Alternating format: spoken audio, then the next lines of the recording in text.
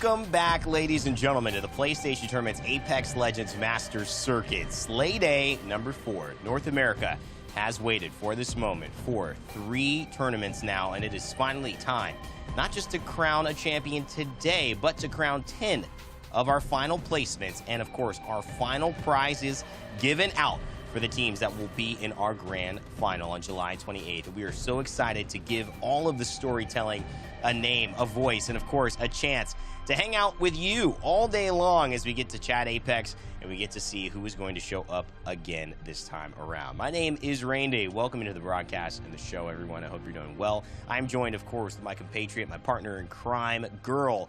And hey, Girl, if you follow her on Twitch or Twitter, make sure to do so. It's a great time to be an Apex fan, Girl, and I know you are excited as I am to get started with this day. Yeah, I've seen a lot of new teams qualified in for today's game, so that's a lot of pressure because they only have one day to qualify for our grand final. So there's going to be a lot of heated pressure on most of these squads. It's going to be almost a full lobby, which is super exciting as well. The word is getting out. Everyone's telling their friends about all of these PlayStation tournaments, and that's exciting. More people, more fun. Well, that's how things grow. And if you were ever having a chance of meeting the Apex community in person, or if you have some friends who play Apex, that's really where the experience starts. And that's what we like to support here at PlayStation. Of course, if you are familiar, though, with all tiers of Apex, we kind of have one format of how we do these shows. Let's break it down for those who are new. 3 players on a team. We got 19 teams today. We have up to 20. A full lobby is 20 in Apex, but today we'll have 19 in North America, and we're going to play 6 games. Those 6 games will decide who will be your first, second, third, fourth, and fifth. Of course, also down to 10th, and those are not only the cash prizing spots, but also from 5th to 10th, the spots that qualify for our grand final. But they've got to get there, Girl, and that's where the points come into play. Yeah, absolutely. So it's a regular format. First place gets the most points, obviously 12 points. Second place, 9 points. Third place, 7 points. So there's a 2-point differential there. So if you are in that top 3, you definitely want to make sure you eliminate one squad before you go down and pick up some extra elimination points. Now, each kill, full kill, is 1 point. Not the knock, but you got to get the full kill. And then you have 4th place with 5 points, flip it around, 5th place with 4 points, and so on and so forth. If you die early, you're not gonna gain many points. No, that would be a big goose egg unless you're able to take a fight before that happens.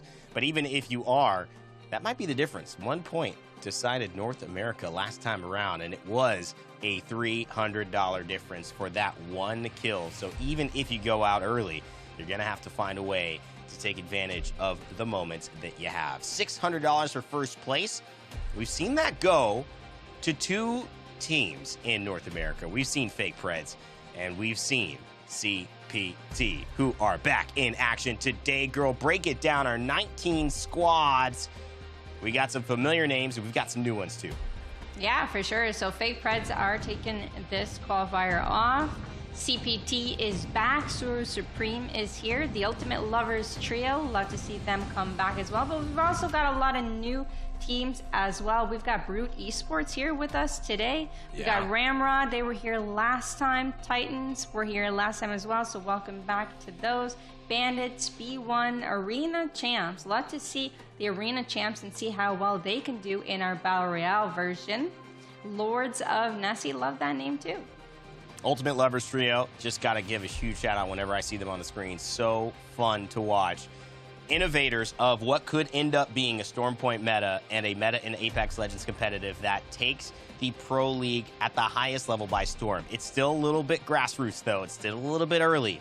But Girl and I have seen some magic there that we think if a team could get good at it at the highest level would be a very big piece of tech to add to this map and the tridents that are at play. Either way, we have one thing that's important. Ultimate Lovers Trio, CPT, chatting with It's Logan and having him on our show, dropping in, which featured all across PlayStation channels and highlighted one of the main stars coming up in North America. Wouldn't have been possible if they didn't check out compete.playstation.com and sign up for this event. What are you waiting for? At home, you could check this out and become one of these stars, whether it's just qualifying, whether it's being on this show, whether it's making as a guest appearance because you've had such great performances. We want you on dropping in episode 2. Either way, you have a chance to make a name for yourself or at least get that competitive urge out of your system and see if you really can make a go at it. And girl, there's prizes as well, but it's just such a cool opportunity for players who want to get started in competitive to check out.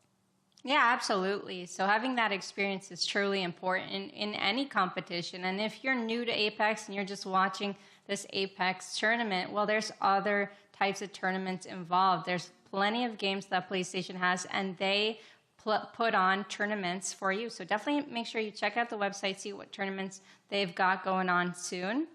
Compete.playstation.com. But yeah, like you said, having that experience in tournaments is so important because you get those like gut feelings out of the nervousness. You need to get that out before you could go on to a higher level. Even if you're a newer player, just get that experience. Just know how it feels. It's the same as playing in your everyday Apex Legends match, but with more on the line.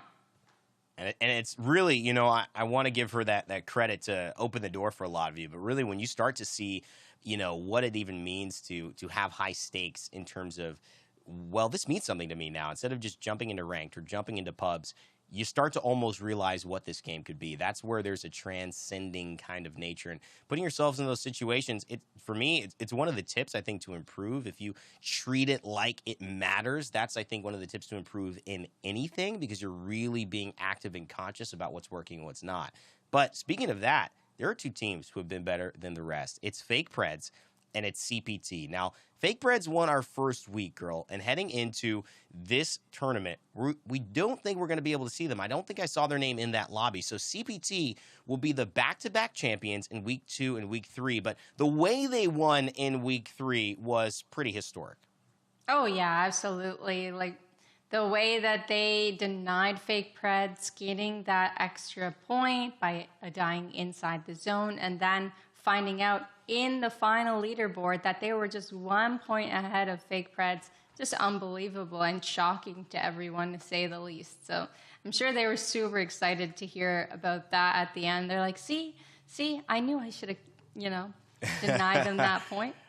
It makes for some good conversation afterwards, some very, very, I think, what's the word? I think animated conversation, especially if you are someone who could have found that kill or maybe could have made a different decision to get that extra point from Fake Preds. But CPT definitely deserved it. We actually talked to Logan. There were not too many words on Logan's side of things. I think we maybe heard more from his cat that showed up. I'm just kidding. He definitely wasn't somebody who rambled on, but he was very, I think, concrete about what he thought about his team. And it was, we are the best here, and we're going to prove it to you. And so far, he stuck to his word. Can they do it again? Can they close out in Slay Day number 4 and win this tournament? Or will we see an underdog take the cake? In fact, will we see a team like Ultimate Lovers Trio, who we've talked so much about, finally find their victory in the overall tournament? It was one fight at the end of week 2 that decided whether CPT, Fake Preds, or Ultimate Lovers Trio would actually win that tournament. It was, I think, 58 points and then tied with 52 points for those 3 teams. So they have the potential to pop off as well. Oh, yeah, absolutely. And I think they missed last week, too. So I'm super excited to see them play in this week's qualifiers. Like you said, I want to see them up there. I want to see them in second place or first place because they showed us prior that they have what it takes. Sometimes they were a duo, and I'm hoping this week we got the full 3 going on. We don't want the Ultimate Lovers duo. We want the Ultimate Lovers trio. Now, having 19 teams play today is going to make it tough for them because once they're in those tridents, they could be getting shot at by multiple teams, and that might put them at a disadvantage. So they really got to keep a keen eye on things when they're out there. Yeah, I mean, sometimes it's the fact that now you have a calling card, so people will know when you come ringing or knocking on the door. The Trident's whirring by, getting kills knocked down around Bangalore smoke. I'm curious more to see, though, taking those 2 weeks off, and obviously in between this time, we had the ALGS championships, and there has to have been all eyes on that stage in Raleigh. Coming back from that, I noticed a lot of players starting to even adjust mid-tournament, talking to some of these stars that feel so confident in what they do and have done it for years now, still on that stage going, things are changing, things are developing. I'm not sure you got to say that's probably landed in the minds and hearts and decisions of some of our amateur competitors at the PlayStation Tournament's Master Circuit, and they'll probably be going with some new meta adjustments too. We've seen Crypto work incredibly well for ARS, Baguette, who have won every single Slay Day. What will we see for North America? Will it just be the introduction of Seer, or will there be something even spicier, girl? Well, I would say that North America will play Seer. I feel like we've seen time and time again, weeks after week goes by, and people are still playing Seer. I've even seen on my Twitter feed that Seer is so strong. Why I hate the Seer meta, you know, and I hate the Seer meta, but I'm playing Seer anyways because I need to, you know? So even though some people aren't liking playing against Seer, they surely are going to be picking him. What else? What might we see? 100% we're going to see Valkyrie, right? Yeah. I don't know if we're going to see Pathfinder as much or Rampart as much, but like take a look. So we've actually got a Bloodhound. Okay, Bloodhound too. Horizon. Have we seen a Horizon? Do you see her? I don't see a Horizon yet. Bandits, we got one. 14. Yep. Yeah, we got one. And then Shrubs, number 12. We're seeing some Ash, Seer, Bangalore. Look at this, CPT. We got a Pathfinder. Look at CPT's lineup as well, right next to the Pathfinder of B1. Seer, Ash, Bangalore. What could this do? That's spicy. Seer, Ash, Bangalore. Okay. I like Bangalore on this map. I actually don't think we've seen it that much earlier today, but I do like Bangalore because of the open area, because of the fact that she could use her smokes as defense. I don't know. I really like her movement ability too. I like her passive and her ultimate as well. Yeah, she's got a lot to add to the roster and to the team composition, especially on Stormpoint, which is where we will be for every game today. We didn't mention that at the top, but we will be on Stormpoint for all 6. And it is up to CPT to see if they can hold on. Definitely the biggest story heading into this one. Will they go back to back to back and finish off the Slay Days in fantastic fashion heading into our grand final on July 28th? Big month of Apex Legends here at the PlayStation Tournaments and all channels PlayStation. So check it out. If you're in the chat, say hello. I'd like to encourage everyone to get involved, to talk about what you're seeing. We bring it up. We'll ask you questions. We will mention things throughout the broadcast. Get your thoughts on it. And, of course, it's just always fun seeing people pop off to the hype moments. That can be a part of this as we get some circle confirmation. Girl, what's your thoughts? Seems like we're going north. Oh, we are. I was actually about to ask you where you thought it was going to end. Obviously, it's heading north. It could end wall or north of wall. We've seen 3 teams even draw near there as well, so that's going to be a little rough on the loot they've got over there. Shrubs, they've landed mill. Have they landed here with another team? They've got the R301, and we've got the Outsiders, so we might be seeing a 50-50 over here. Or these teams will have to play it safe, loot the back area. Could be smart to do that as well. And look who we got here already with the Trident, the Ultimate Lovers Trio, ready with the bow and ready to get some kills. We got D-Pro on the other one, Titan Screen. This is it. This is their signature move, and if you're new to the PlayStation events for the Master Circuit, this is the Ultimate Lovers Trio. One of the most fun squads to ever compete in Apex Legends history. Yep.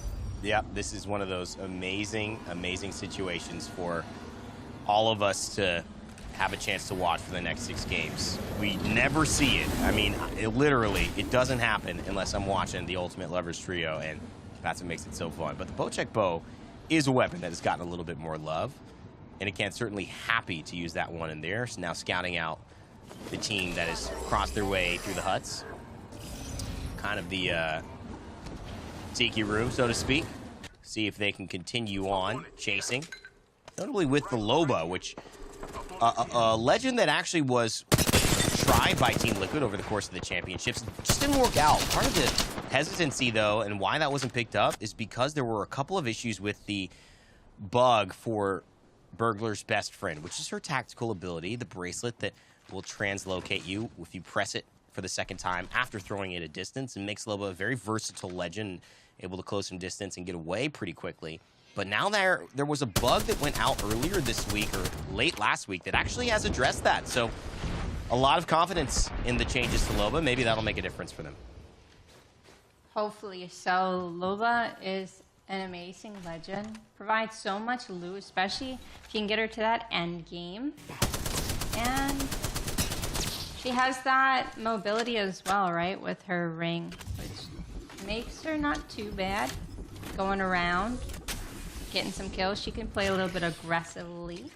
Arena champ. So these are 3 players that pride themselves in arenas, in 3v3 fights. So let's take a look at this. When they initiate this 3v3 fight here on the team inside the building, they're going to be outside, poking. Nice shots here for Balance. Continuing on to take care of that gas canister, and they're going to grab one. It should be off the rope. The ultimate comes in, but it's a day late and a dollar short, as I like to say. It'll still exist, but it won't be a threat anymore. Arena champs taking out Silent Claw and finishing that fight pretty early.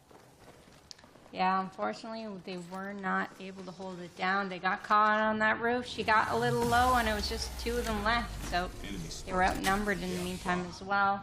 Scrubs, though, they're still here at the mill.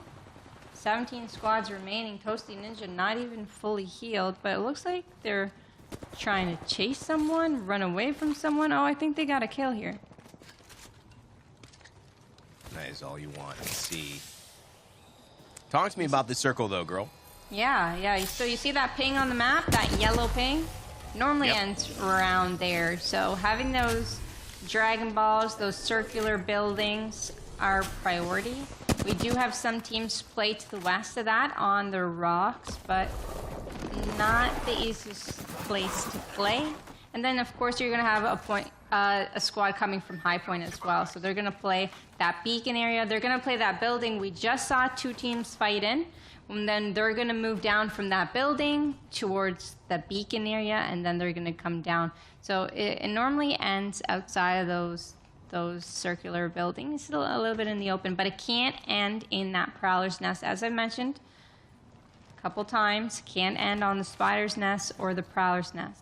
Now, why is that? Why can't it end? I might have gone into depth. I'm just asking for a little bit more clarification there. Well, I don't know if the devs released a statement. I just know that that's the case, but I think they want to keep it like a fair playing field when it comes to those end zones, and they don't want the Prowlers or the Spiders to affect the actual game. They want it to bring you better loot or to have many objectives to keep the game rolling, but they don't want them to ruin anyone's final game, I suppose.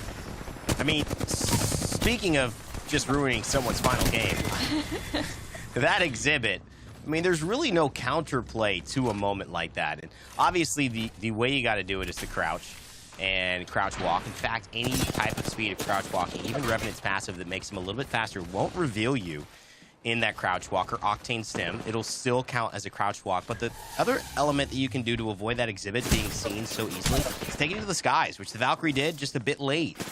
But yeah, so hard to play against when someone has a constant Bloodhound scan on you. One of the reasons Seer is loved and hated depending on which side you're playing in team fights. And those 2 went out early. They lost their third earlier than that because their third was timed out. So unfortunately, bad start for them. And maybe a good start for the Outsiders here as they get themselves in a skirmish, but they were not able to kill that EMP in time. They have the opponent's dome to work with, and they have their own dome as well. Packers throwing down that dome, but teammates not in with it. They're not playing very together right now as they're getting pushed. I feel like they're a little bit worried. The nerves coming from the first game, but they are playing it safe and they are still alive. They've got a lot of loot to work with and a good area as well, some good cover. It doesn't seem like they're going to be able to make it up into those buildings as they may have wanted to early. Let's go here. Here we are, Outsiders just holding the outside. Nice little EMP, but it's catching up with Lords of Nessie. Cannot avoid that one. Superior J's got to try to fight back. Crack the shields in response. Sometimes the best defense is offense. And the triple take does just that. Kinetic Feeder also will load the rounds. Maybe a less appreciated hop-up in the course of that discussion. In fact, hop-ups, not really much of a discussion over the course of the last few seasons of Apex. Whereas in certain seasons, definitely been maybe some of the driving discussions. It just seems like maybe that's a design balancing point that the devs have tried to aim for, or maybe just coincidence that weren't the most exciting hop-ups. I know Kinetic Feeder has been met with some criticism and some lackluster feelings, but also very, very useful in the perfect situation. Oh, yeah. Definitely useful in the perfect situation. And we don't have disruptor rounds anymore. We do have hammer points, but we don't see them that often. I know the Mozambique can actually be a killer weapon with them on top. P2020, though, not my favorite. I just feel like aiming while trying to shoot really fast with a gun that does 12 damage a shot or something isn't the most fun feeling at all, and I just prefer not to touch it. I think there's some people who have pretty similar sentiments. So far, so good. It's interesting to see such a packed lobby here. We're excited for it. We're appreciative of the teams that showed up today. What does that mean, though? Well, see a little bit more legend diversity. Also, I think third parties, even though this is a big map and those are harder to come by, will be a little bit more prevalent. We've seen some teams kind of run through a lot of a 12 or 11 team lobby with ease, and I think that will be much more difficult here just for the pure nature of the variability that comes with 8 other teams that could just be around, that could get a couple shots in, that might have a charge rifle. Definitely going to reward those teams who stay consistent, and that's really what is rewarding in Apex. If you can do it again and again and again and find ways to win, that's important. But maybe where you start that final fight is even more important. As you can see, not just 2, 3, 4, 5 teams with a 6 coming in from the water, heading and fighting near wall. This is about to get very interesting, as we know that circle's going to move northeast, girl, but there's really a lot of teams vying for the same exact position right now and looking to gatekeep the others who are around. Yeah, it's going to be hard to make those rotations and actually find a position. The faster you do it, the more of a chance you'll have a position, and once all of those positions are taken, it's just going to be a dominoes effect. One team will fight, one team will third party, then they'll get third partied, right? So it's going to get a bit dangerous, and it actually might pull up a little bit more east than I thought. We pinged right outside of those Dragon Balls or the circular buildings, but it actually might pull up more towards the beacon. So that'll make it a little interesting for teams to play for. Not much space for more than 2 teams up there. NA, we had some successful teams all around. It's been kind of a fun slate A, 1, 2, and 3. Definitely a lot of storylines. What will it be for today? Just warming up in game 1. Everybody having a few bites at the apple. And there is some shotgun play going down. Excuse me, some sniper play. Sentinel. Yeah, Sentinel getting a little bit of a resurgence here in this lobby. Dinosaur Venom with the Havoc taking down Snowy. Lotus's Masters with the R301 taking down Musical Poster. Rollers MX, they're down to a duo. Now, do they want to get a good spot, or do they want to deliver that beacon somewhere? It's still only zone round 2 closing, so they could make it back into the zone and go for a revive elsewhere, which seems like was the plan, but now we're taking so much damage that we do have to opt for a safe drop. Looks like we're going to get that safe drop that we wanted. Go for that revive. Plenty of time. Still 1 minute and 55 seconds to get some loot and get into the zone. Now, we don't have the Valkyrie. We don't have the Skyward Dive anymore to get back in, so we'll have to fight our way back up shouldn't be a problem for such a strong team. Superior J, we were talking about earlier. Taking some damage. John going inside. Scared that Jay's going to go down, so they have to get the revive soon. Jay, stop over peeking. Once you get cracked, don't take any more damage. Come on, Jay. Wanted to ego that one.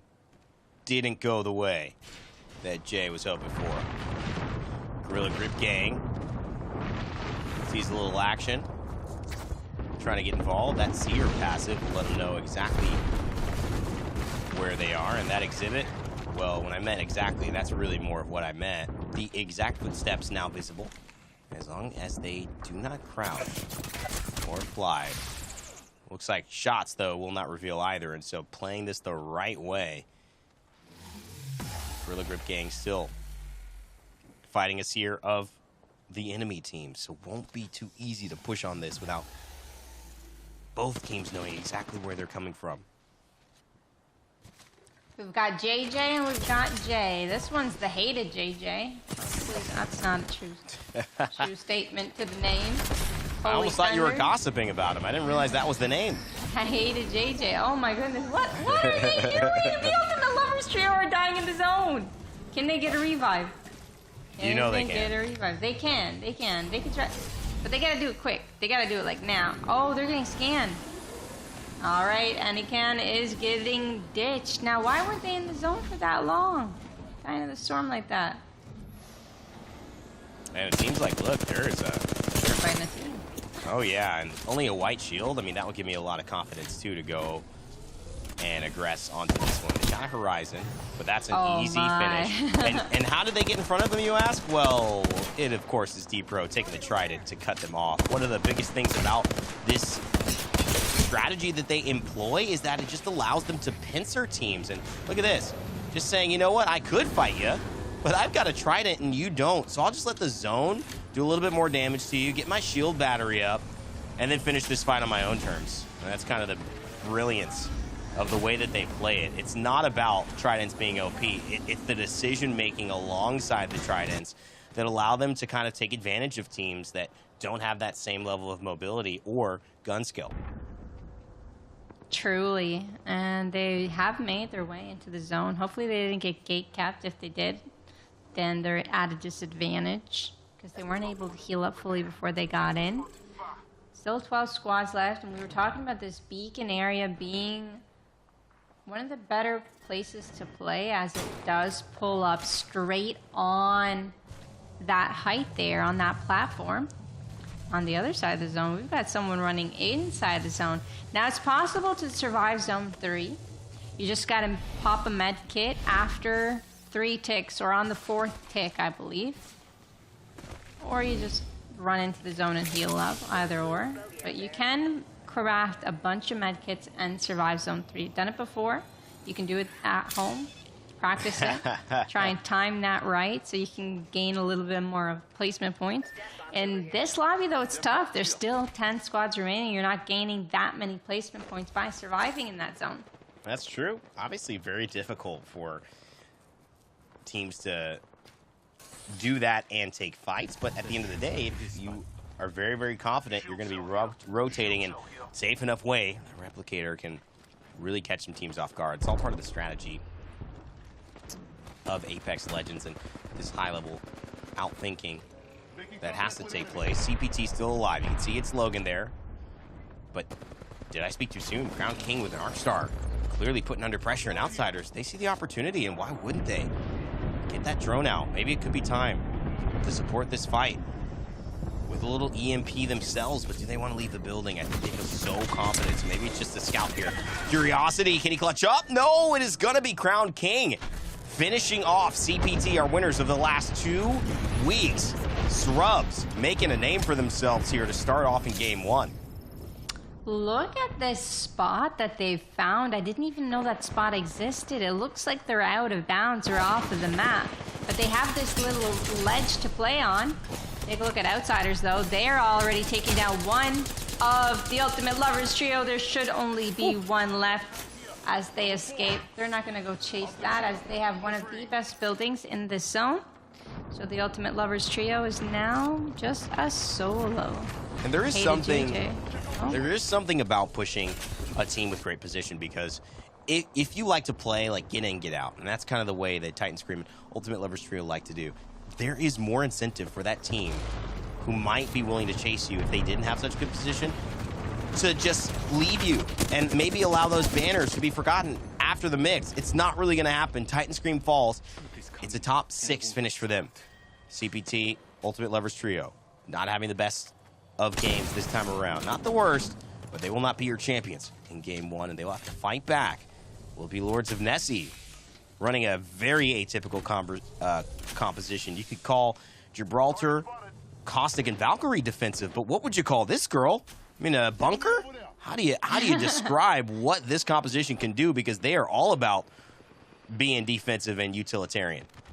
Yeah, they can also do a wombo combo with offense as well. If you hit that EMP and defensive bombardment right, it could also go both ways. And if anyone pushes them, same thing as you were saying, the ultimate defense. So the thing that they're lacking is mobility. So they are going to have to walk every single rotation. They've got to make sure Gibraltar's got to be on point with the domes, because that is the only thing saving them on that rotation too. Wait a second. So they got to scout a little. Are we seeing 3 compositions running this exact same lineup?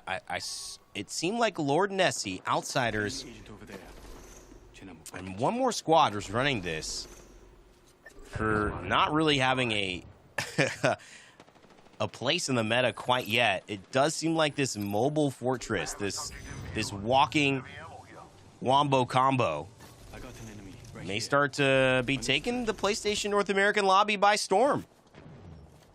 And we haven't seen too much of this in the Pro League, but I do like it.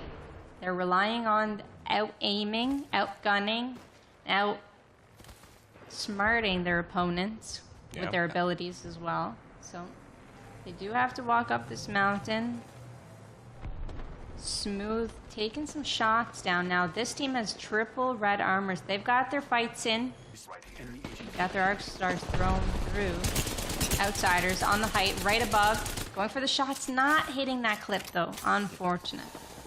Yeah, not gonna like the accuracy stats on that one if they do make the final page. But we'll love that, and it's gonna make up for it. You can tell Outsiders have a pretty nice spot, but they're not ultimate height. It doesn't matter. They've kind of isolated themselves, and if you want to push them, you're going to have to expose yourself to British Pie and Chungi on that other side. So Outsiders might actually have a pretty decent spot here. Crypto drone up above. Can that Arc Star land? Is the angle right? You know, with grenades, it can work well, but this Arc Star is still going to have to land and stick, and it just doesn't do the job. Dinosaur Venom, oh, so close to being in trouble. Lotus still has the Caustic ultimate, and is that enough? The Nox Gast grenade. Maybe just buying time is the answer as the 2 teams above fight. It's got to be a big rotation. Remember, mobility is not what this squad has. So maybe a hope for the zip line, or maybe a full walk around. They're going against arena champs who are maybe the opposite of this. Talk about mobility. They've got a lot of it in the Bangalore and the Octane. But what can they do sitting maybe at the best position here in the final circle? They've got to fend off both sides, though. They have to fend off the high ground, people coming from high point, and everyone coming from the low ground, because everyone on that low ground only has one way up, and that's this way. Balance doing massive damage, doing great job, but unfortunately the dome kind of blocks some of those shots. Balance down to 1 HP, and Repeaks goes down to Packers' Mastiff here. Chunky still alive. Arena champ's going to need a lot from this Octane. The stem, what's going to happen? Oh, big jump pad, but it's going to go straight into the R301 of Smooth. One clip wonder indeed. Smooth on the top with the traditional Valkyrie, Gibraltar, and Caustic fights here. Remember, the Caustic doesn't take damage of the Caustic ultimates or barrels from the other Caustic, so this could play a big part of our final circles. Unluckily for Outsiders, though, it's just the Crypto alive. But this is what every team isn't really accounting for. The fact that To the Skies is controlled by one legend right now, Valkyrie. I don't think it's Smooth wants to give any of that up. The Seer from down below, looking like fish in a barrel for One Clip Wonder. Definitely going to need more than that on this one, but certainly positioning-wise, you got to give it to One Clip Wonder with the odds. Oh, yeah, it's really hard to shoot downwards like that, though. As you can see, Smooth's missing a few shots. They do get the revive, though. That's one clip. Back up. Valkyrie trying to do as much as she can to take down Smooth. Gotta fly. Is she going to be able to? No, not able to. They get the knock from behind, though. Oh, my. Is it a 1v1? I think it is. It's the Seer versus the Gibby. Seer hits some cracks. It's Holy Thunder. Are you kidding? Gorilla Grip Gang. Are they going to do it? One clip is back, and One Clip Wonder takes the win. The Caustic was back up. And the gas. Oh, it's overflowing in game one. One Clip Wonder on top. Really tough to get into that high ground without a horizon or something of the sorts, right? So they did have to make their way up from the low ground to the high ground. They did the best that they can. They took down 2 of the members before they lost that 3v3. One Clip maintained that high ground, got the revive as well. Good timing by them. I think that was a really good end game by a lot of teams. It was definitely difficult, and for the team on height to win, you kind of expected it, but for One Clip Wonder to kind of go through what they did, and based on the pressure of the Seer climbing up, the 2 players splitting attention, the focus of attention, as you might say, Gorilla Grip Gang almost had a chance to do it, but it would be One Clip Wonder who would take game 1. I ultimately think there's a lot of potential in this new lineup that we're looking at, but it would be the Valkyrie, Gibraltar, and the Caustic that would win at the end of the day. So maybe that says a lot more about what's tried and true versus what's shiny and new. But of course, game 1, girl, it had a lot of interesting storylines. The teams we expected to see kind of didn't really show up so far.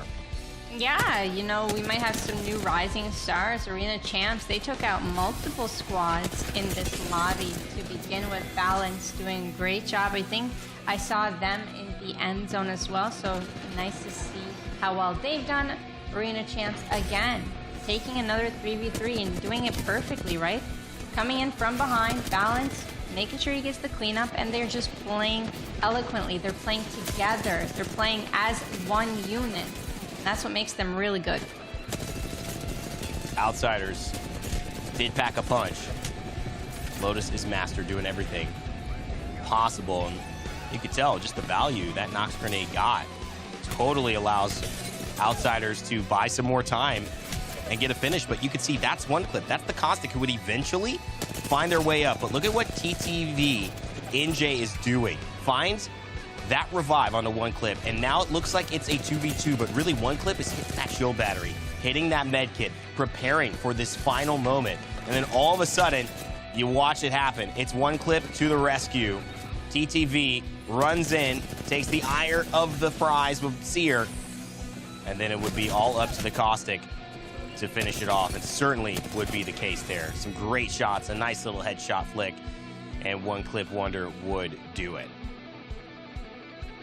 Okay, let's take a look at this accuracy. We see a 13%, we see a 15%, we see a 32%. Wow, that is one of the higher accuracies we've seen today. 831 damage, 899 damage, and 676 damage. So it doesn't look like they have ultimately the most damage, but they played for end zone. They won all of the fights. Take a look at the amount of kills they've got. 8 kills? With around 800 to 900 damage each. That's got to be record-breaking. Well, it seemed like they were really positioned well, and that's kind of what can elucidate why these compositions work and what their intention is. You find that good spot, you find that moment that it makes sense to engage, and then you fully commit. And look at how many kills can fall into your lap, how many assists, how many knocks, without having a really impressive game up until that point. And that turns into a 20-plus point bomb. And so what a start from them. Game 1 definitely going favorably for One Clip Wonder as they take the W there. Very nice first game. So we've got another 5 games left to go.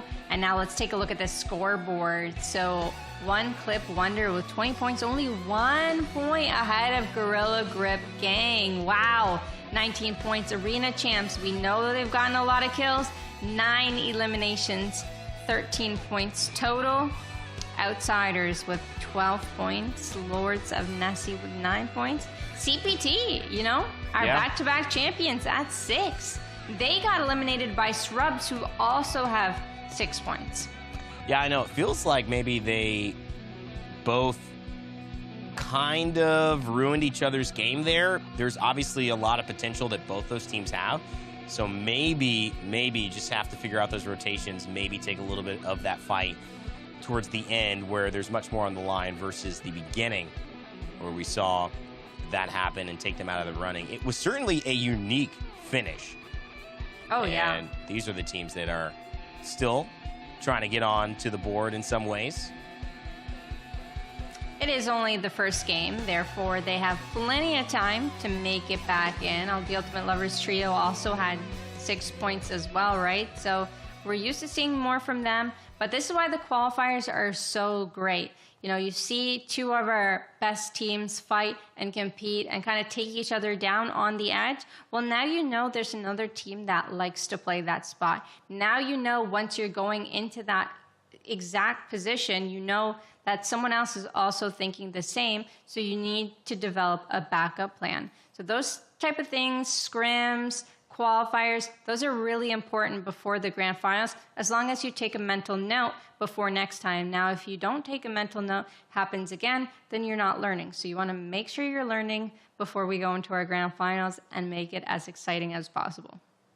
Wise words indeed. There's definitely a lot to be found here overall in the next couple of games. And I think, we typically see these lobbies even out at around game 3. But game 1 is always, it can tell some stories that maybe won't finish, right? It could start some pathways, like any good mystery or any good murder mystery, right? You have a couple of people that end up being dead ends. You think, oh, that person was there at the scene of the crime, and all of a sudden you go, okay, they have an alibi. They're something like that. Sometimes it comes back around where in the whodunits, they were the ones who actually did do it, even though they had a good alibi. Sometimes, though, we haven't gotten a chance to really see enough of the story. And I feel like CPT, having won twice, having that early out, there's still so much more for them to tell. But I am more interested, too, from just an Apex Legends fan and somebody who's watched the way this meta has adjusted. We do clearly see a North American heavier, more defensive, much more crypto-based, much more Gibraltar Caustic-based than maybe we had been seeing in Europe that was a little bit more free-flowing, that maybe had a little bit more utility, mobility focus. I'm interested to hear your opinion and take on that in general and maybe why you think it's happening or if you like it.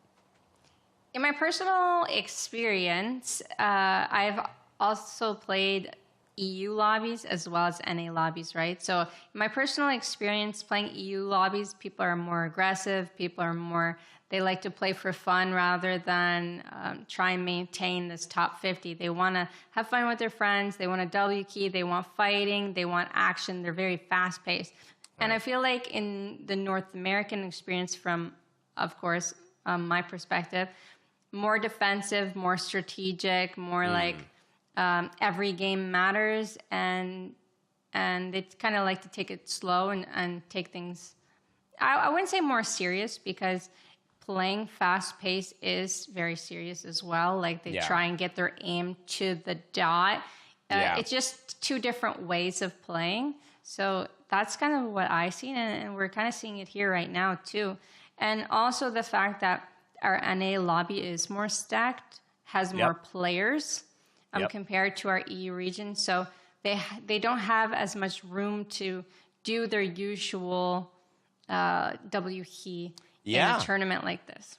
That's a phenomenal point. I honestly think that might be what it is, to be honest, as we're getting ready for game 2. I think just the fact that there are more teams limits the opportunity to be aggressive. And so that aggressive lineup, if you were to pick it, wouldn't have the same level of success. So why lean into something that has even less accessibility now versus kind of going with the flow of what should be effective in a group like this? And if you're hearing that, that usually means good things in Apex Legends, that you are the champion squad. Who will hear this at the end of game number 2? That's what we have to find out as we head into Storm Point for our second of 6 matches before we qualify our final teams into our grand finals on July 28th for our Master Circuit.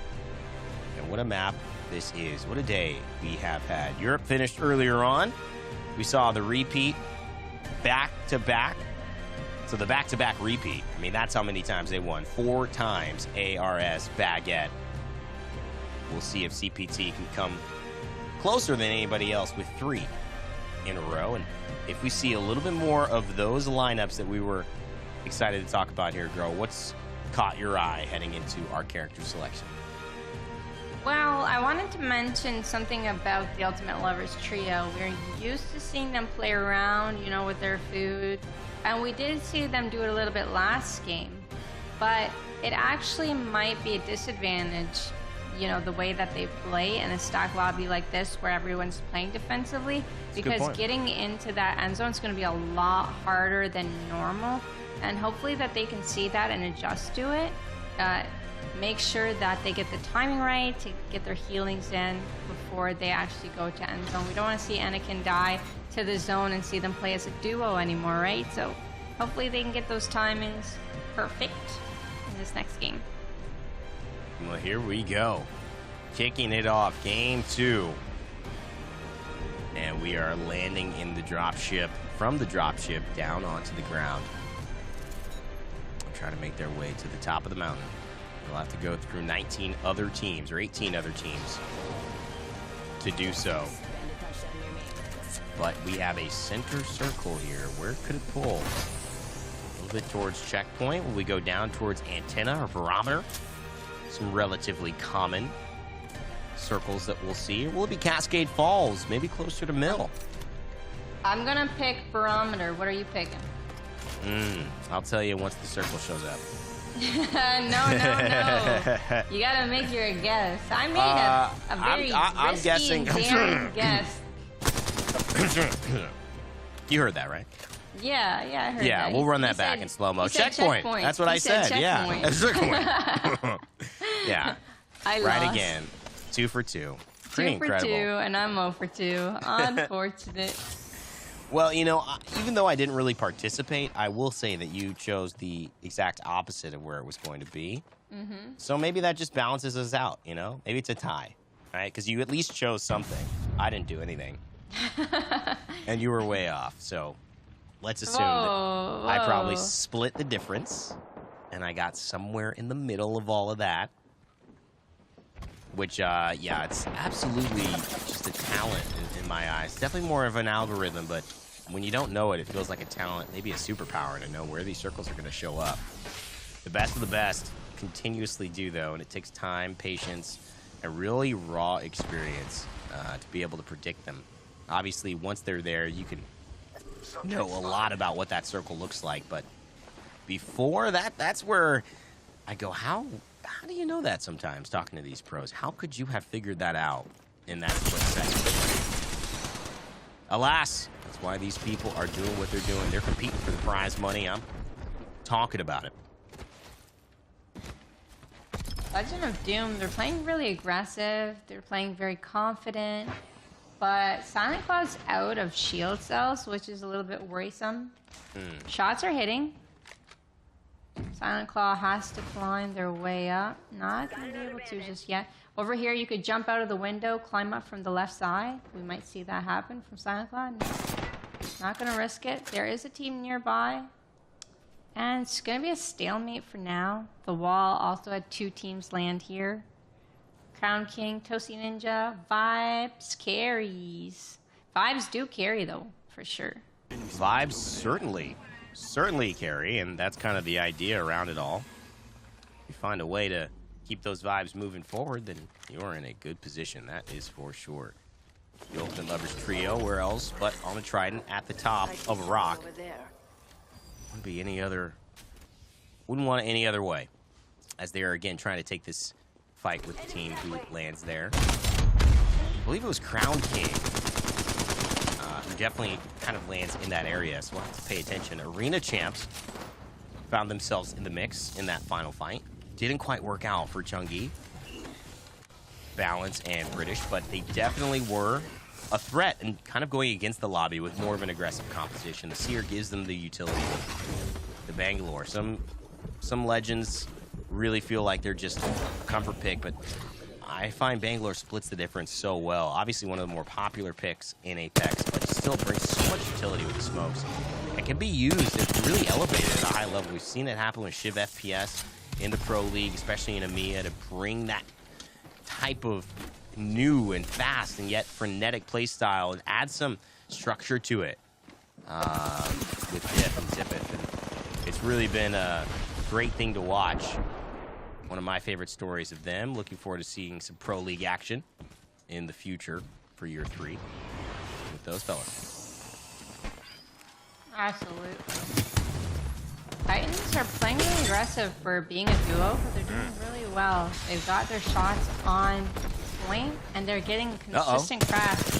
Here we go. R3-1 in the bubble. We're going with the PK shot. We missed the first shot. We hit the second shot, but it only hits for 16, and now we're down to 1 HP, but Max going crazy. Slenderman's down. Can Mac get another one? He takes down 2. That's TurboBot down, and he is going to be able to eliminate all 3 of them Titans. The new kill leader, Mac. Let's go. What a fight that was. What a moment from Titans. That was epic. 2 versus 3. And they get it done just like that. Woo. You gotta applaud the effort. And those 3 points mean probably way less than the confidence that's gotta build in the duo. The trust they've gotta have with each other after that. It was a beautiful Caustic ultimate and a trap within the door. You felt that they were trying to push the solo and kind of buy some time while the other revived, but then to take that moment and then push right back while the gas is hitting, finish off the Gibby, and then go for the final knock.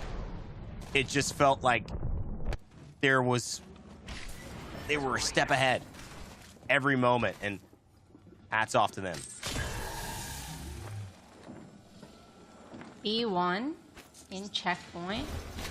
50-50. Okay, Horizon ulti getting canceled right away. That's really important, but where it gets taken down, 50 health. Identity going down. Shadow down to 50 HP. Oryx has to pull off some kind of miraculous clutch here. Lost both of his teammates. Might play his life. We're going to see the jump pad. We're going to see him get out of here.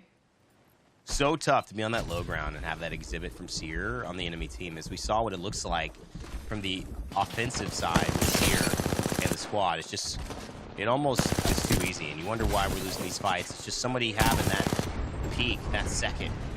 And Gorilla Grip Gang, not nuts, getting picked back up, but they have definitely proven that they are willing to take fights. In fact, Holy Thunder really almost turned that fight around. If it wasn't for the late revive onto the Caustic with 1 clip, then it would have been Gorilla Grip Gang clutching up, winning that 1v2 essentially, which I really, really like to see from them. So we'll see if they can make it into that final circle yet again. But here's the team that has won 2 times in a row, 2 weeks in a row, and a Mastiff in hand. Curiosity. Curious to see if someone's going to challenge down below. The answer so far is no. Rocking the Ash, Bloodhound, and the Valkyrie. So they've got return scans, and they've got initial scans. It's not perfect, but at least it's an answer in somewhat to what Seer has brought to the table. And I like this reposition here. It's one of the ways Ash can contribute to that squad. You can't take it back. You can move your whole team, and you can do it quickly. But now it's starting to look like that head glitch is not paying dividends. CPT will back off. Curiosity will heal up. It'll be Dr. Magic who's trying to find with a Thermite loaded Rampage a couple of bullets to just buy some time for his team. Curiosity unable to heal up fully as he's being pressured quite a bit by the opposing team, but they're doing a great job of that cover fire. Just shooting for each other is really important. Curiosity feels a little bit stuck right now, but they are in a good position overall in terms of position on the map when the zone ends up closing. This did we see this pull over to checkpoint one more time, because it could pull over to the east side of it as well. It could. It could. Could be a little bit more cascade, but no. It's not going to, as I knew. And I knew that. Oh, evidently. You knew. So it's a double wrong for this time? I don't know. Well, I was trying to see if you would agree with me, so I could catch you off guard there a little. But I knew the whole time. I set you up, Randy. How do you feel about that? You know what? How do I feel? I feel betrayed. How about that? I feel betrayed right now on the live broadcast, and I'm not sure. You're going to have to work to earn my trust back, but I do believe you can do it. We've got, what, 4.5 more games to go? We got time. We got plenty of time. Dr. Magic with the Rampage from afar. Love that weapon. Definitely fallen a bit out of the eyes of the community.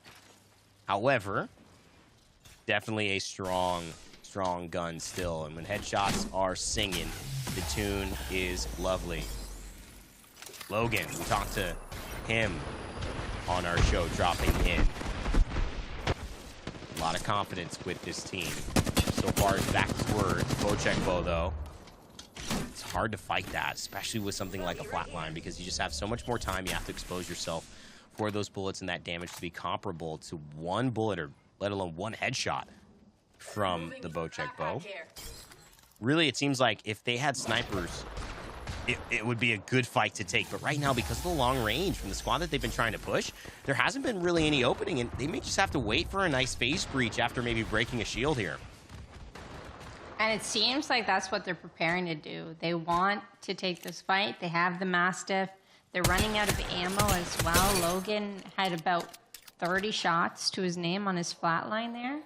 So it really looks like they're trying to position for that fight. But the longer that they wait, the more that other teams are going to surround them, and potentially third party, like this Crypto team, getting some damage off on Rollers MX. They hold their building down for a little while longer. There's still about 14 squads in this game. It's quite a slow one here as the pressure's on. 10 teams didn't do so well in our last game, and maybe another 5 didn't feel like they did so well. Right. Whether they're in that 6-point range versus the 20 points that our winners were able to maintain. So a lot of pressure on everyone, as this is the last qualifier for these teams. And just a reminder to everyone at home, you got to make top 10 to make our grand finals on the 28th. So it's a lot on the line. Absolutely.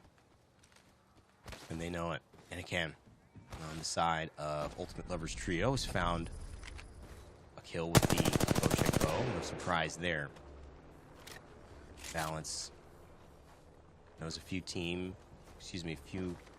enemies are making their routes around the rock there, but Arena Champs are sitting pretty.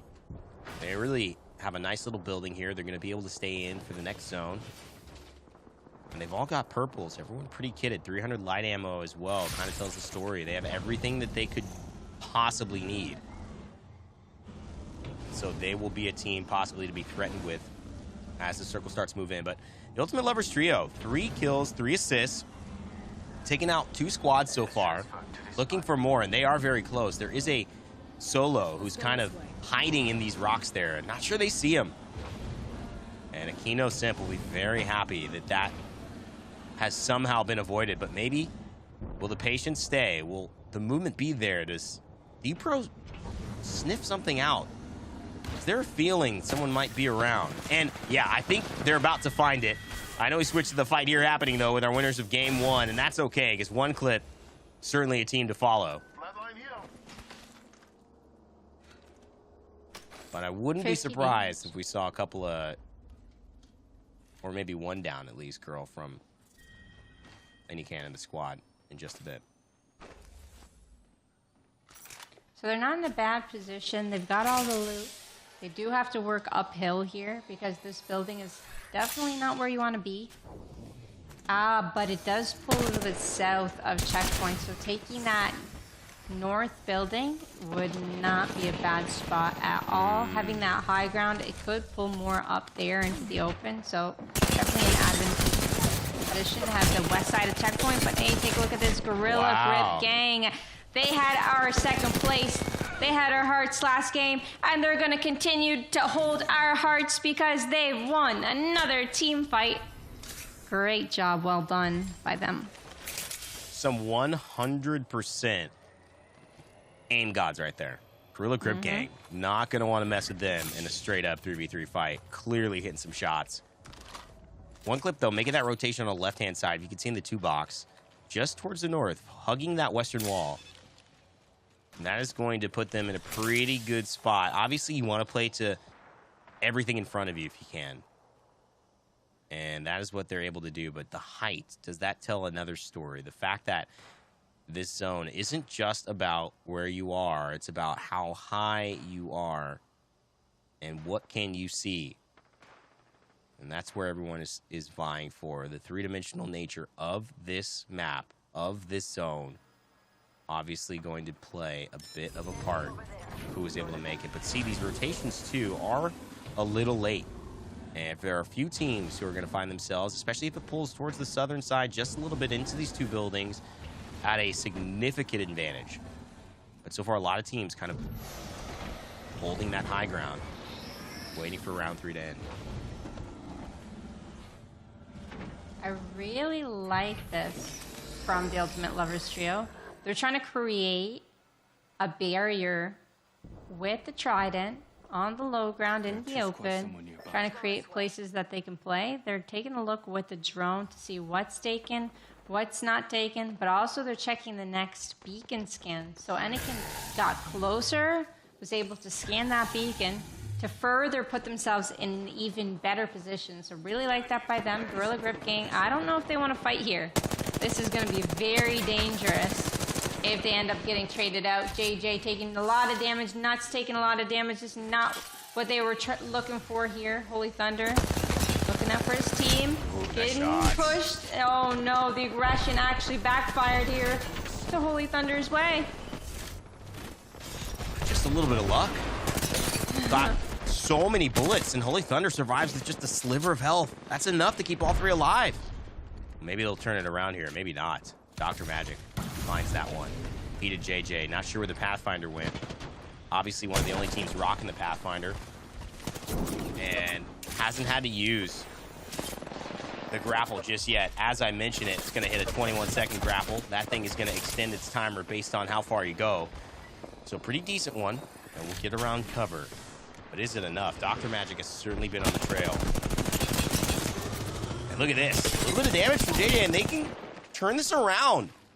That's Pity down.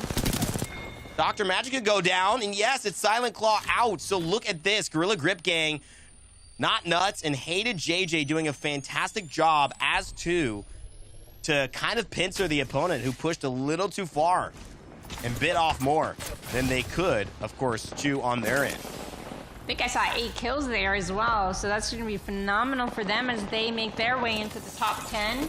CPT lost Curiosity, though, as well. Logan, last one remaining for his squad. He's going to go for the shots. Dr. Magic down, but not thirsted. As long as Logan can stay alive, that's going to be really important. We're not looking to win a fight here as there's just way too many people left around us. We just need to stay alive. Do we have any shield batteries? No, we're getting shot from both directions. Oh. The front, behind. It's impossible to stay alive. And Gorilla Grip Gang, not the only team getting involved there. It was one clip who found that kill onto Logan. So a little KP stolen from our winners of last game. That'll help give them a buffer at the top.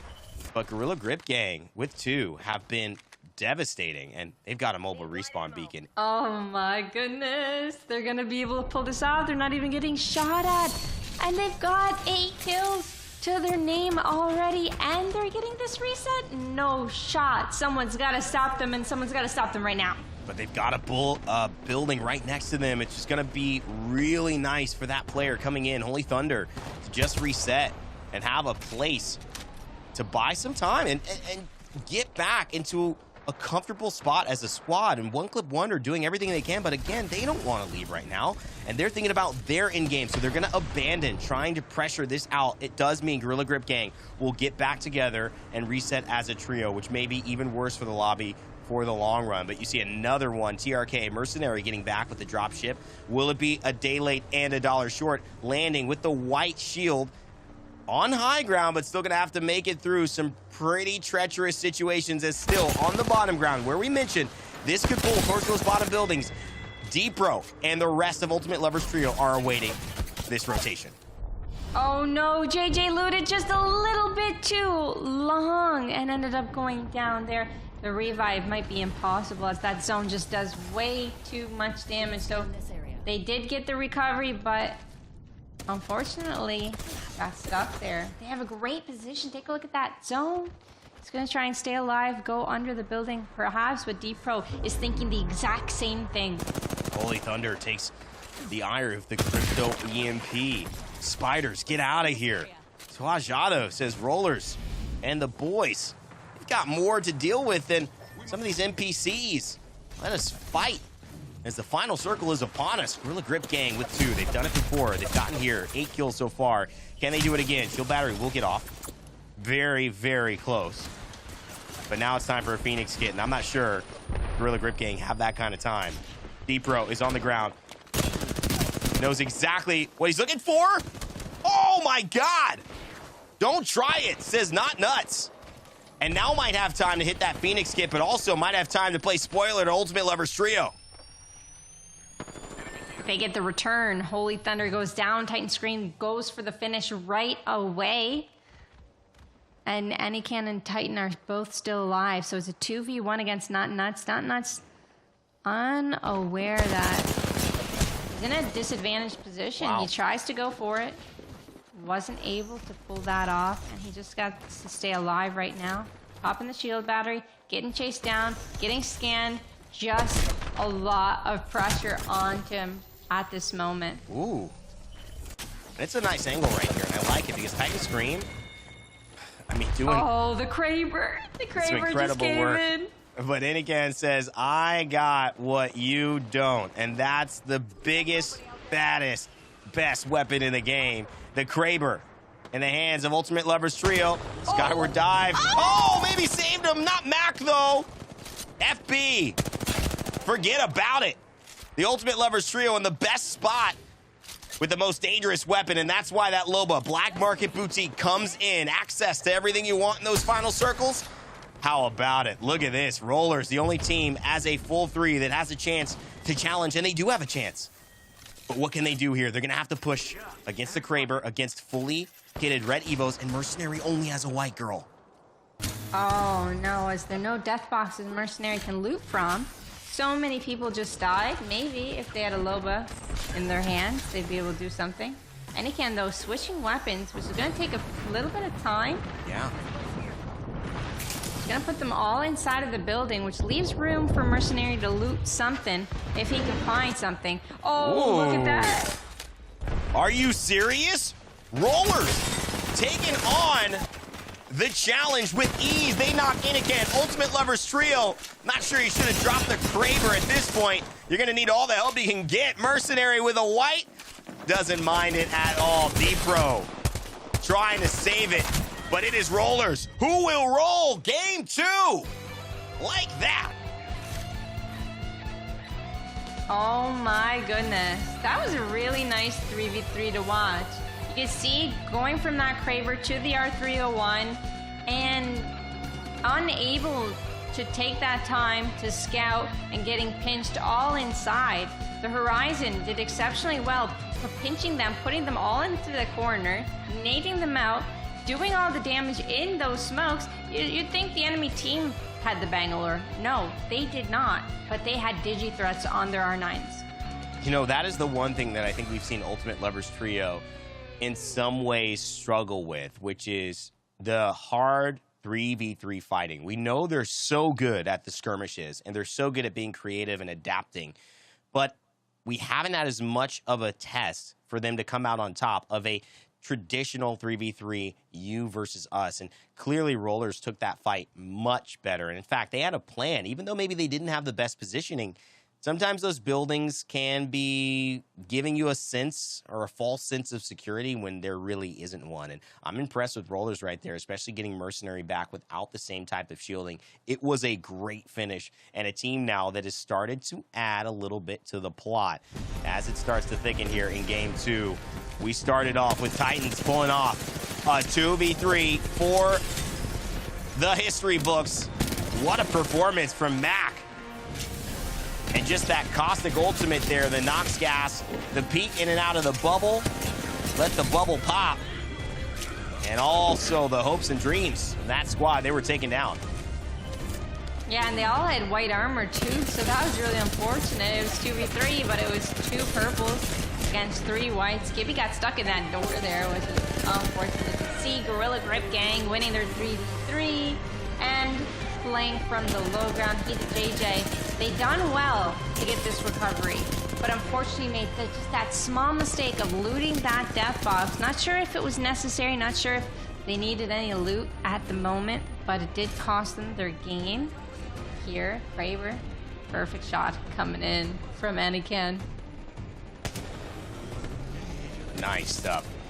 And you got to say, understandably had to make the trade. Obviously, only 2 bullets left in the Kraber at that point, but it just wouldn't work out. Look at this rotation. What a black hole.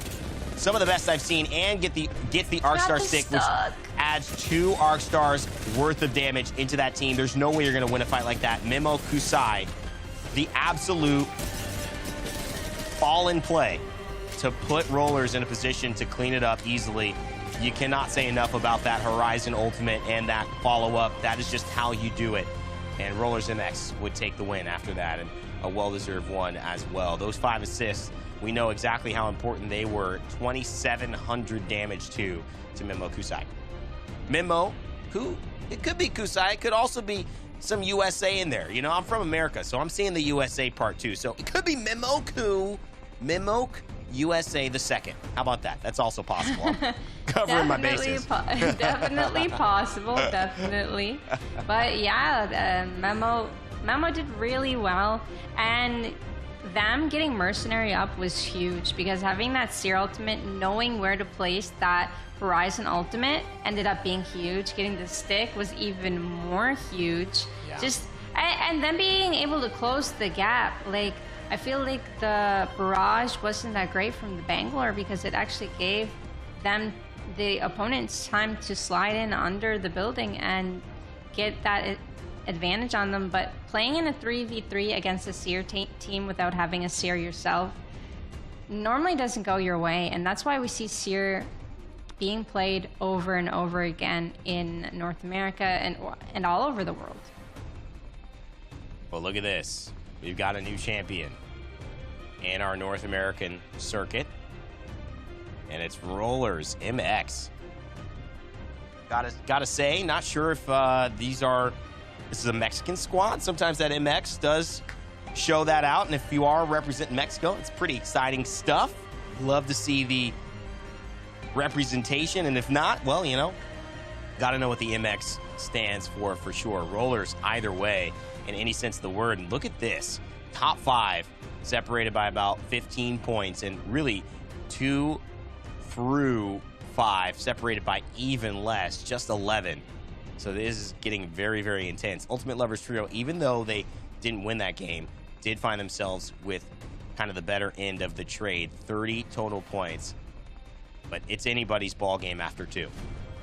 Yeah, they went from 6 total points to 30, I believe. So that was definitely a huge game for them, and they're showing why they are worth being here for sure, and showing that they're going to be big contenders into our grand final. Sewer Supreme at 9 points. They're catching up. Slammers only at 3. Ramrod at 2. Ramrod, they were the team that ended up getting 3v2. Now, unfortunately, they only had white armors, and I hate to see them do bad, because TurboBot 3000 normally plays Pathfinder, and I'm a little bit biased towards those Pathfinder mains, so I'm hoping to see them do well in our next game.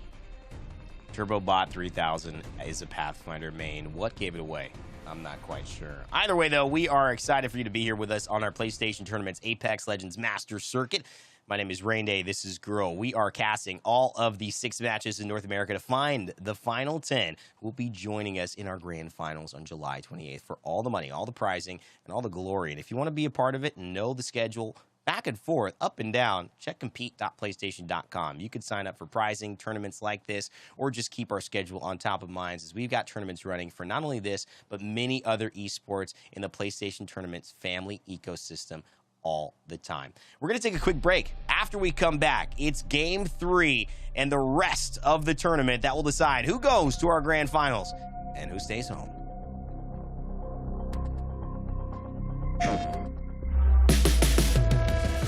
They put him down. Silence awesome! Welcome to the home of PlayStation Tournaments Apex Legends Esports. Get ready for all the Apex content you need to improve your game and win prizes in fast-paced, easy-to-join competitions. Look forward to exciting content to get you competition ready, including a monthly live show hosted by me, Rainday, where we'll discuss the latest in Apex, chat with some huge guests, recap the PlayStation tournaments, and much, much more. So far, so good. Videos that feature breakdowns, tips, and exciting interviews. And in-depth articles featuring news, ways to improve your game, and conversations with competition winners and esports insiders. Like, follow, and subscribe for Apex Legends content. And visit the PlayStation Tournament's website, compete.playstation.com, to sign up for competitions. PlayStation.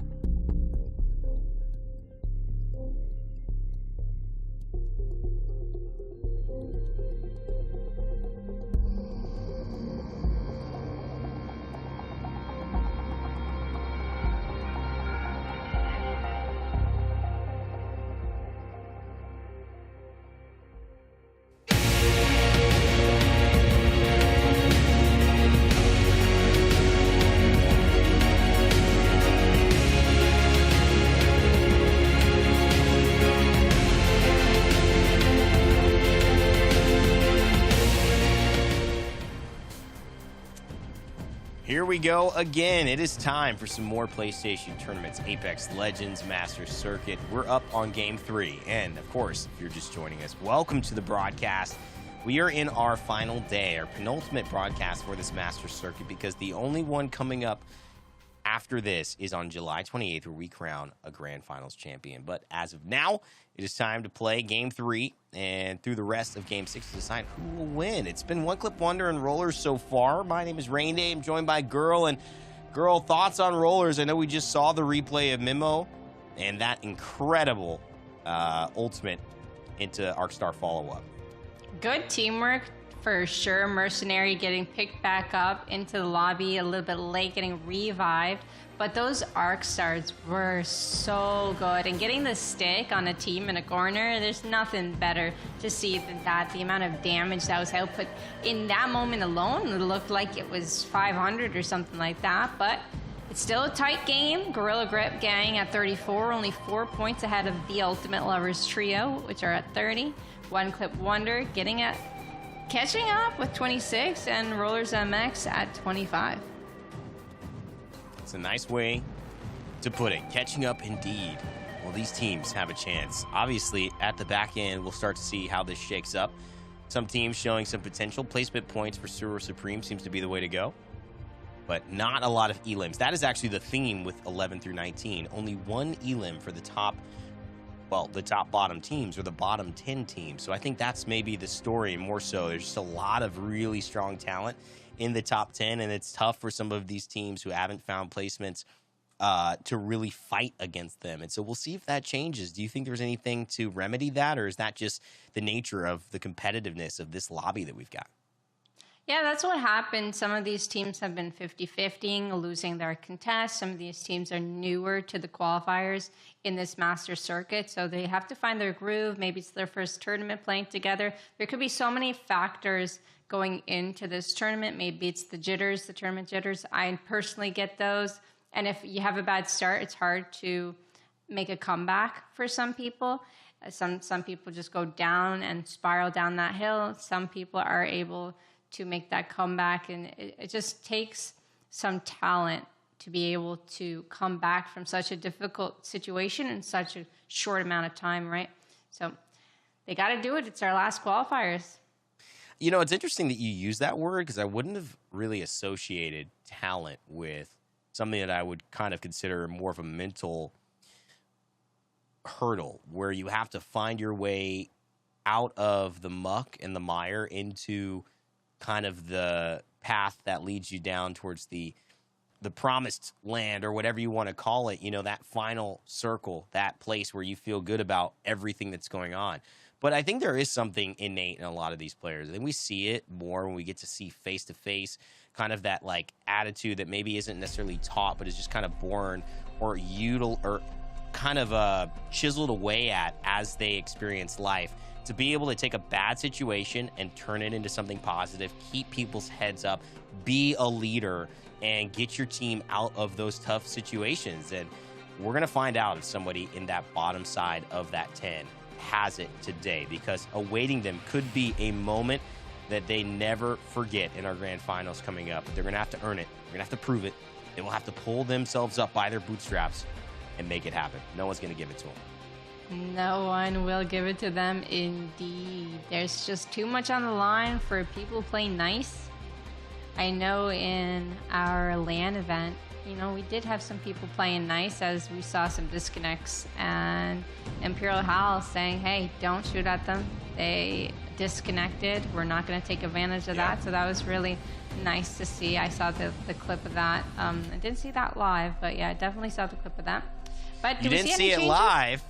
You weren't watching for all 9.5 hours every day, girl? What's wrong? I was in the command center as well, trying to do my own. You know, it's really hard being the person picking which team to watch while also casting, while also like figuring everything all out and explaining all at the same time. It's not easy. It's not easy to catch everyone's POV either. Come on. Hey, anybody who starts in esports knows you got to observe those early games, especially when there isn't the budget for an OBS team. That's why we appreciate OBS. We appreciate our producers. beginning of esport that I started at, I was doing the camera shots. I was hitting that over the top view. I was getting those 3D, just spherical shots, that setting, and I was casting and I was commentating. It was just, oh my God, there was a little bit too much. I think everyone is happy that I just talk about it now and I don't have to control this stuff, especially these beautiful 2 boxes here. We get to see where the map and where these teams are landing, and of course, an eye on Ultimate Lovers Trio, rocking the Loba. Randy, make your guess. Make your guess. Oh, it's definitely going to be like... Antenna? Yeah, I'm Launch pad? guessing... Gale Station? I'm guessing barometer or launch pad. I'm giving myself 2. about that? Okay, definitely not barometer. See, this is what. Why do you think it's not? Why do you think it's not It's barometer? definitely Gale Station, in my opinion. Oh wow. Did anyone else catch that just a little bit too late? I don't know if you were delayed, but I felt like that circle came up right before you said definitely Gale Station. We'll have to check the replay on that one. I don't see a circle at all on my screen, but anyways. Yeah, I'm going to need an Peacekeeper. instant replay. Yeah, sure. ISG, our duo, winning this fight. Another 2v3. NJL going down as well. Mac taking him out with the Eve 8. Oh, no. Is this last one one clip? remaining. Is this Titans? Is this our 2v3? This is one clip wonder. Oh. We're taking a look at them. Smooth down to 70 HP. What's going to happen? Is he going to be able to get out? Is he getting chased down? He is Valkyrie. Could pull it's something over. off. It's over. No, yeah, he's cornered. Goodbye, my friend. We need a little James Blunt in the background because that is an absolute song waiting to happen. I got the perfect replay music for it, but I think we would not be able to play it on this broadcast. Might have to pay some royalty fees, and we don't want to do that. No. Arena champs, though, starting off on Lightning Rod with a nice fight. High Ground usually wins this one. Chunky drops, gives it up. Feeling pretty confident, and why wouldn't you? Still having the blues. Going against the whites as well as one purple, but balance. Ooh, takes a little bit more. They would have thought that L-Star lightened up the arena, though, and because they're holding this little choke on the elevator and the right side, it's going to be easy peasy. They'll get Seer back up, and will be no issues in terms of finishing off Silent Claw. It'll just be a matter of when. Very nice elimination. Coming from our arena champs, and it was really quick revive coming from British Pie. He obviously knows that they know what they're doing. Legend Jeff, though, taking down D Pro Skills. Oh my goodness, and going for the thirst as well. The Ultimate Lovers Trio not in a great position. They're getting jump padded on. Will this try to be able to get them out safely enough and fast enough? It seems like it'll do the job for now. There might be another team nearby as well. We do hope so. We certainly do hope so. Look at this. The Ultimate Lovers Trio kind of thrives in chaos, and especially thrives in being able to blend their fighting in with another squad so that it can almost feel like they're bringing 2 juggernauts against one another so they can almost vulture off of the remains. It sounds a little harsh, but it is a little bit of the way that they play because they're so good at taking attention from one place, putting it somewhere else, and then sneaking out before you really have a chance to locate them again. And before you know it, you're in a full 3v3 that you didn't ask for. And Ultimate Lovers Trio, they're reviving their Loba, who tends to be Titan Scream, the one getting revived a little bit more so than often. Obviously not as mobile as a Bangalore, but still a mobile legend for sure in the Loba. So Titans actually got their 3rd into our tournament today, which is great to see. So it was actually a 3v3 in Antenna, not a 2v3 like I was thinking. And they're going for another chase down here in Shipfall. We've seen them pull off the 2v3 in Shipfall, so you know they're going to have that aggression. They're going to have the confidence going in because they might think that they're playing against that same team from earlier, although it isn't the exact same team. So they're going to have to expect different results coming into this 3v3. They don't play it just right, but they won't be getting that 3v3 as the other team is not going to grant it. The Skyward dive away. Titans will watch them like a plane overhead if you're from LA. You know that feeling far too often, especially if you're in the center or the city near LAX. And That's a nice use of the boost. Just escape. What actually might have been pretty treacherous there. Would have taken away all the shields from Anakin and Titan Scream. They would have been both on flesh. But the Trident strikes again. The Trident strikes back, and the return of the Trident. All films that the Ultimate Lovers Trio have starred in. Will there be a new one today? Find out. Probably.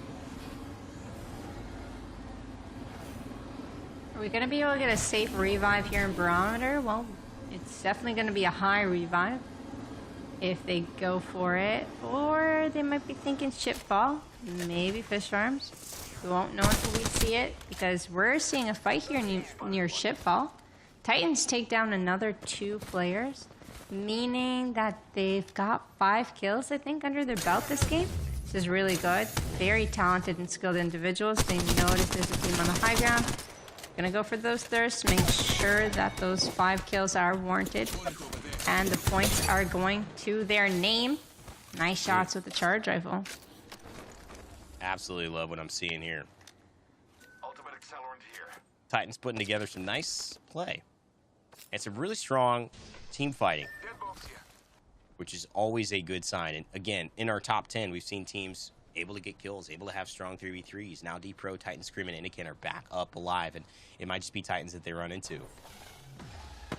What will happen there? I'll fall back with that story in a moment. Right now, quick aside to Scrubs. Took out CPT in game 1.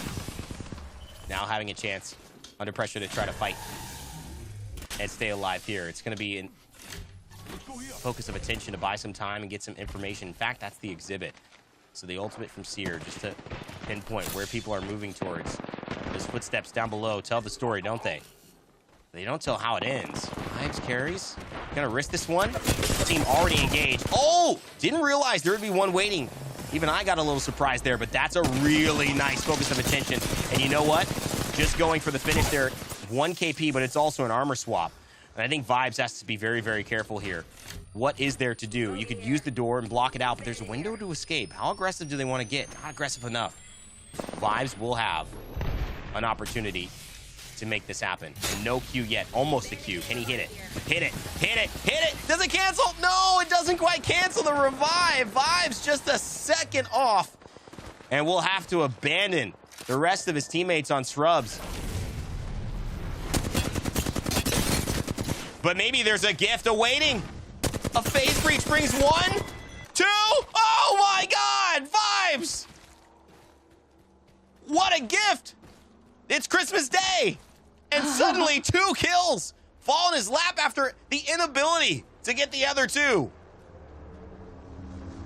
I am speechless right now. I was just about to break down why Scrubs lost that fight and why Vibes should have actually went in and full committed with his team instead of standing at the door. He should have went in, pushed, grabbed some attention, full on committed, because there were 2 team members of the enemy team that were cracked, and full committing instead of sitting here while his teammates end up dying. But the gift of God just came in his lap. Like, what?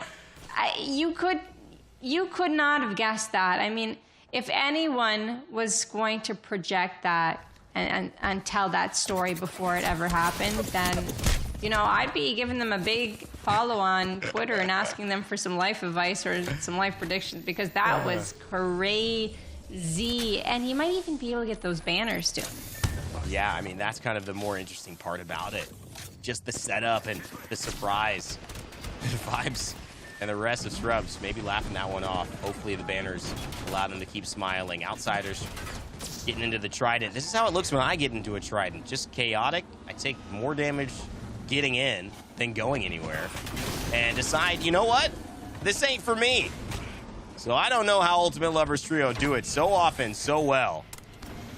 But there's another one. Just a nice little Gibraltar bubble. Should give people an opportunity to heal up and get ready. Skyward dive happening on the left side. You'll see D-Pro on the right. The one, remember, from Ultimate Lovers Trio looking to still be alive. Packer's going to run straight into the gas. But they should be able to find a moment in this building. And they're right next to a replicator, too, which, you know, all considering, it's probably very important that they get their resources up right now if they can. Well, they seem to be back to full health, not too far away from the zone, so not far away to go, Lotus. And be able to walk by those gas traps, see where the next zone pulls. Dinosaur's gonna have that advanced intel. Oh, and another fight ensues. Bandits taking down one with the Spitfire in close range. At that, Sloth's gonna go down. Bandits in a 3v2 situation. Are they gonna follow up on that damage? Goated with the RE. Can he do it? He does it. One more. One last one remaining. It's a Valkyrie. Let's go. Let's get him. And we fly right up into that and get that Slenderman turbo bot on. They're having a bad day.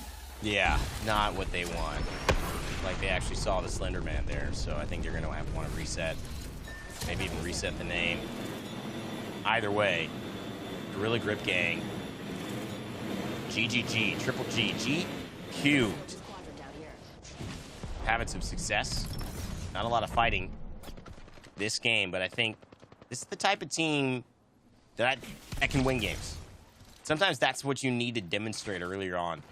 And just get in enough of these final circles. Give yourself enough of the muscle memory within a tournament to say, we've been here before. We needed to correct a few mistakes. We needed to take this fight a little differently. But we know what to do to get into that position. And it could be a lot easier to go ahead and finish. Against a team that has never been there in a tournament. Still trying to figure that out. Still running into these 3v3s. Still not really rotating in the right way, girl. A lot easier if you have it the other way. That is exactly right. Synchronization.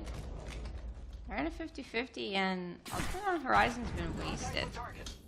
Yeah. So they're down that. They're playing inside a building with a Pathfinder, which isn't typically the best legend to play in-house.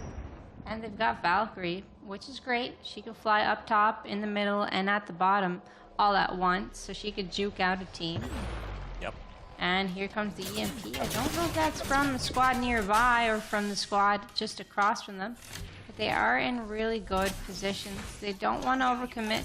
I don't even think they want to peek at this point. I think it's best to sit in a corner because he only had 5 shield cells left. Wow. Ultimate Lovers Trio also still alive. 12 squads left. And back on the Trident. They just find a way. Doesn't matter how far in the zone they are, how many members are down, they're gonna get back up. It's that fighting spirit that has made them a fan favorite to watch, and just such an interesting team participating in these Slay Days. And we will see them in the grand finals, but even before then, just a huge shout out to them and the entertainment value that they have provided in the Masters circuit. Not a lot of teams like them. No teams like them, really. It's hard to build something completely unique and go with it and excel at it. Most people have, you know, taken most of what they've seen from pros and try and mimic that. But we haven't seen someone think out of the box like they do or perfect something as beautiful as that, playing with those tridents. I feel like the developers definitely find a sense of pride in seeing someone, you know, some team actually utilize those tridents in the way that they do. So definitely hope the developers see this this tournament here. Make sure they're cheering on the Ultimate Lovers Trio, perhaps. Perhaps. We do hope so. That is for sure. Titans have had a pretty blistering start. A couple of early skirmishes that went their way. Another kill picked up. That's Chungi finding Goated.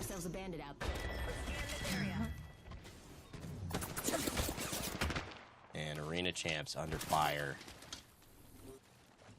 You want to slide, you want to get into safety, but you also want to pop a bat at the same time, and it's just not happening as fast as you hope. Chungi finally able to pop a battery in safety. Balance is going to do a little bit of cover fire and scouting with the charge rifle. And here in Gale Station, we've got our teams just huddled up into buildings. Perks, popping that Phoenix kit. I love to see meds being used like that, because if a team did manage to put a little bit more damage on you, well, you're still going to end up full HP anyways. That's the great thing about a Phoenix kit being popped. Even when you haven't lost a significant amount of health, Titans gonna let a team drive on by. They do have to be aware of their back. Look at the amount of ammo they have in that flatline as well. Only about 90 shots or less. So they gotta be conscious of that. Oh, Titan Scream went down. Thunder went down. They're not on the same team, even though it might look like it, with the X starting and finishing. Yep. They out their names, but 10 squads remaining, still 27 left, not many rats, which is great. Very, very important. Doing everything right sometimes in Game 3 can be the difference. We saw, I think in Game 3, Game 4, the big leads start to get built by ARS Baguette in Europe. And then Game 5 just sealed the deal. But the fact that you've got that Game 3 where it is that halfway point where you can kind of make that distance between you and these other squads, it is so crucial, so important. Just getting lit up with the focus of attention. You can see why this ability taking Apex by storm. Back again. I never left, says Seer. Most people realizing that. That statement rings a lot truer than they ever thought it would. 48 on the white. Works. Just hitting the shield battery as well. Bit of a stalemate. A lot of damage being traded forward, but the PK shots are going to probably be enough of the difference. That's why this in-game shotgun meta has always been the staple, because you need burst damage, and you need it now. And that's what Titans get. They are putting on a show. This could be tournament changing for Titans. Putting them in the money if they continue like this. At least 7 kills, top 7 already. Incredible performance by them. And Sierra just making it a lot easier, right? Knowing exactly where everyone is that you're fighting for the whole duration of the fight.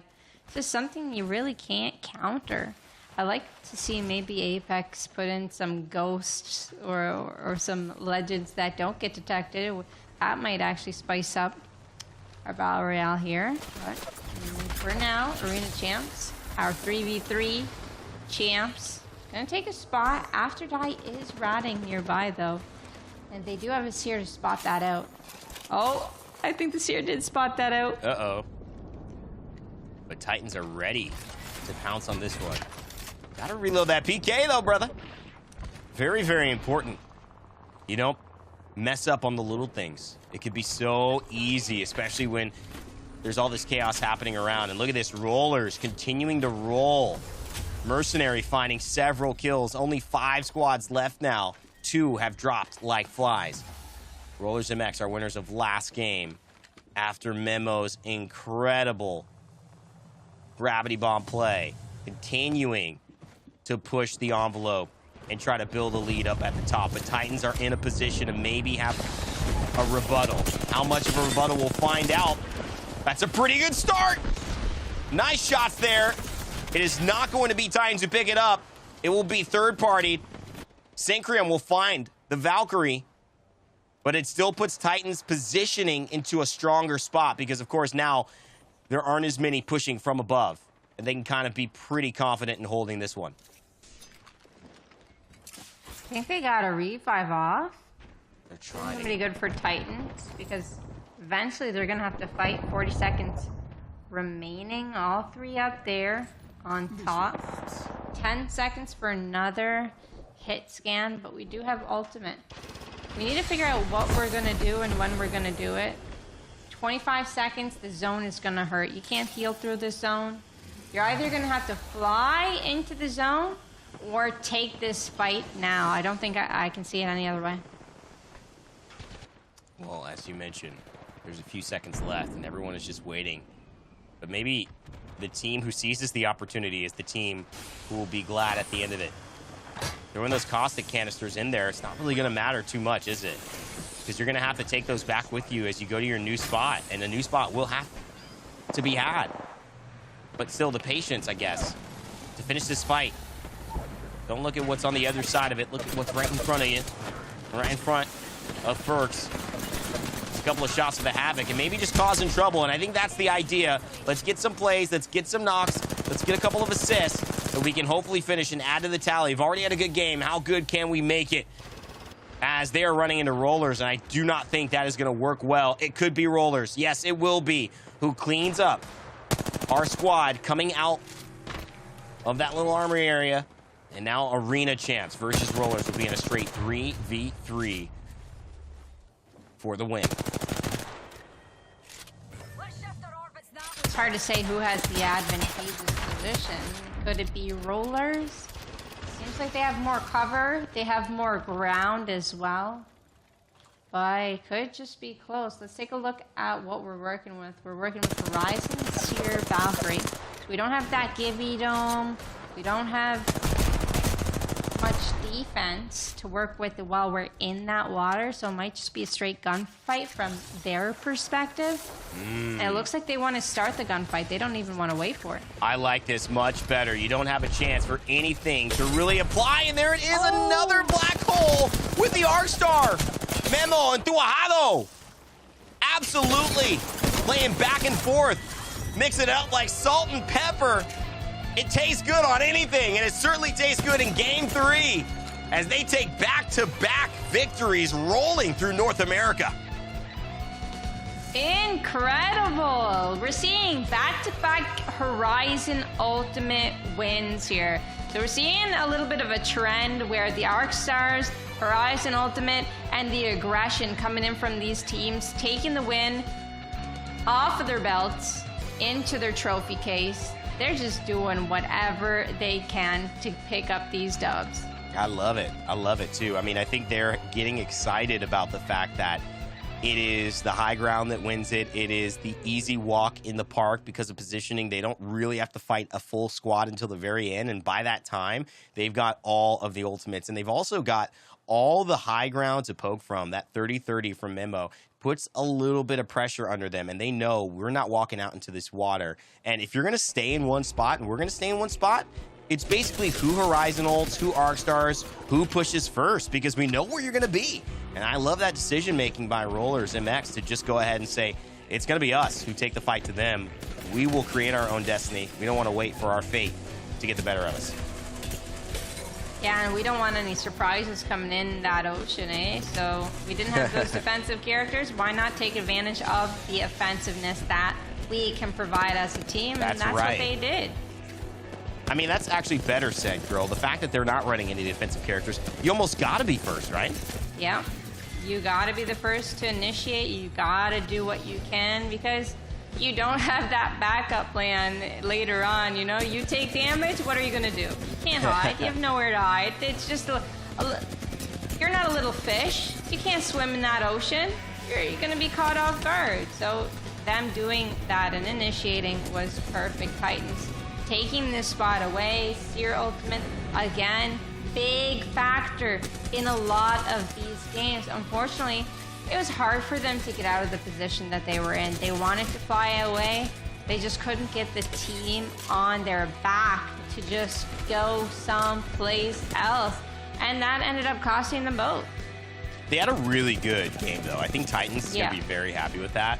But you could see right now, it's at least 13. And it's going to be, after this, 16. So we're looking at a 24 bomb. No, maybe a 28 bomb in terms of kills, which is unbelievable when you really consider that. And I talked about Game 3.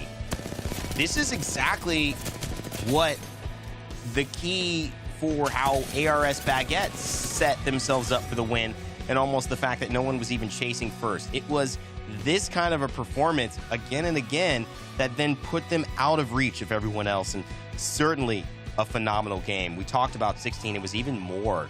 It was 18 kills to the name of Rollers MX plus 12. It is a 30 bomb 30 points off of game 3. Tuyato's got a little bit of a flex there. 1% better accuracy than their teammate. That's something to, get like me, guys. Meme about. But that's just incredible work by the squad, ultimately doing that much work. I'm excited to see the ultimate leaderboards because it's been close. It has been close, but Rollers MX, they're going to put themselves up there for sure after this one. I mean, 2 back-to-backs, but then not only that, you talk about a 30 bomb. That is the highest point total we've seen all day long, including Europe. And so this is something that Mimo, Kusai, Mercenary, and Tuyato is taking. I'm pretty sure that's a Spanish-originated name. I'm pretty sure, but I'd love to hear a little bit more of their backstory. If they are really representing Mexico, it'd be a great story as well for North American qualifiers. 55 total points for them, 30 eliminations after a couple of games, and really not being in the conversation after game 1. They have pushed themselves 15 points above the rest, but still, to only be 15 points above the rest, it kind of tells you how well this lobby is playing, girl. Oh, for sure. Everyone's playing consistent. Everyone's doing their ultimate best. There's a lot of great teams just having a good day. It's hard to tell. The Ultimate Lovers Trio, they're at 31 points. They're in 5th place. But they've been performing so well. It's just that a lot of teams have been as well. One Clip Wonder, they've been performing well. Titans, they have their third now. Originally, they didn't. So we're definitely going to see them rise in the standings as well. Arena Champs, they came in strong with those 3v3s. Love to see them here in the tournament today, and it seems like they most likely are going to get a spot in our grand finals. And you know what? Rollers MX, vamos! They are out of Mexico. We just confirmed that. So awesome to see North America bridging the gap to all of North America as well. I'm not sure I'm going to get as hype about Canada. Girls already repping too much Canada behind the scenes as well. So we got to say that maybe we have enough of that. Nah, just kidding. But ultimately, we love to hear these stories and talk to players representing all aspects of the globe, different languages, different areas within this NA scene. And so we do want to give a big shout out to Mexico and all those who are watching and representing and, of course, rooting for Rollers MX. Exciting to see this performance. Can they continue? That's the question. But Game 3 certainly went their way. And biggest story, too, behind it, because we got Game 4 coming up next, CPT, the team that's won back-to-back tournaments, 11 points, 10th, barely holding on. It's not like they need to qualify, but certainly if you're going to play the tournament and you're going to have won twice, $1,200 in pricing, you certainly want to add another $600 by winning this one if you're going to participate. Oh, yeah, certainly you're going to want to, but now there's just even more pressure, even more competition. It's going to be tough, and I don't know what little mistakes they're making here today, but they're going to have to tighten it up for our grand finals in a little over a week, so that's not too much time. They're going to have to try and figure it out here in this lobby. What are they doing wrong? What are they doing right? Or what can they improve upon? And let's hope to see them try and get up to that top 6, top 5 mark today, even maybe top 4. They have a chance to do so. And what would it have meant if fake Preds were in this lobby? What would that have meant to, I think, this lineup and the way these teams are playing? Would there be kind of this separation at the top yet again, or would they be blending in just like CPT, maybe underperforming? It feels like this is a very, very strong lobby. And also, you got to say, there's a lobby with some teams that we haven't really focused on, and so they're still qualifying in the mix. There's still the last chance to do it. There's an intensity to some of these teams that maybe isn't there for some of our qualified teams also. I would be interested to know, because just looking at a glance, not sure how many of the top 10 right now are actually qualified already, or if some of the teams within the top 10 right now, if it stayed like this, would be making our grand finals for the first time in this sleigh day. That would be a great story, and obviously also showcase why they're playing so well, because it's do or die. You got to get it done. Yeah, absolutely. It's today or it's maybe next season if we host another season. So you're going to have to wait and find out. Definitely keep tuning in to compete.playstation.com and make sure you're checking to see what games are available or what signups are there for you to join. There's plenty of games in the action. But yeah, like you said, it's today or you're missing grand finals in a week. Yeah, it can be it could be kind of a polarizing situation. I've seen a lot of teams with a lot of talent when there isn't expectation on them perform very well. And when there is expectation on them perform poorly. And I think, you know, in Apex Legends, that tends to also be the case sometimes with some high profile teams that we've seen. And not to name too many names, but I think that over the course of the championships in this last season, it's a common thing. So is anybody overperforming? Maybe because we haven't really been shouting them out. Maybe CPT, because of the expectations to win and coming into this tournament, after all, he qualified, really hoping to get that prizing, being in 10th place out of the pricing completely.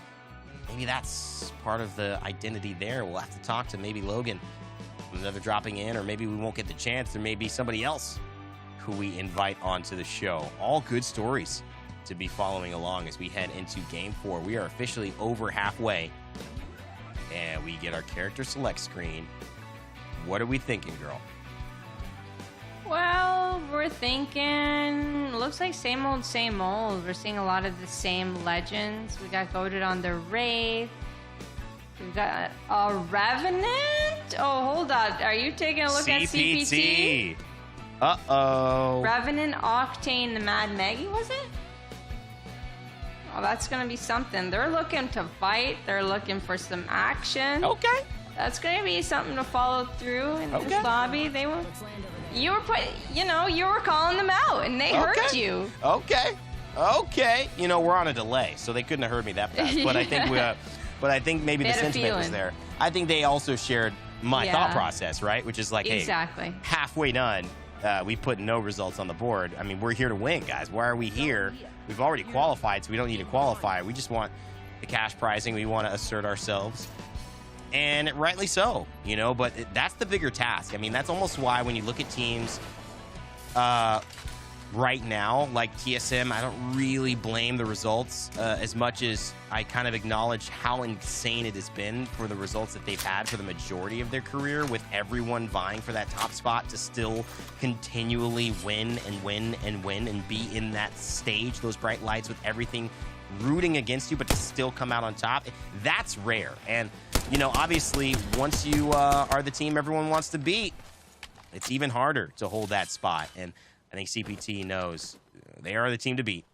They have brought out the legend that we have not seen the entirety, at least in my casting time, of this tournament, which is Revenant. Might not actually be good for them because the zone is pulling their way, meaning they might not be able to get as many fights as they want to. But look at the Ultimate Lovers trio.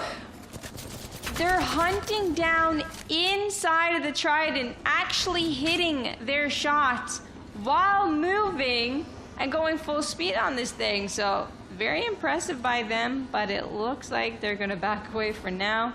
They are the Ultimate Lovers duo at the moment. Not going to be able to get a full trio this time around. Still 17 squads remaining.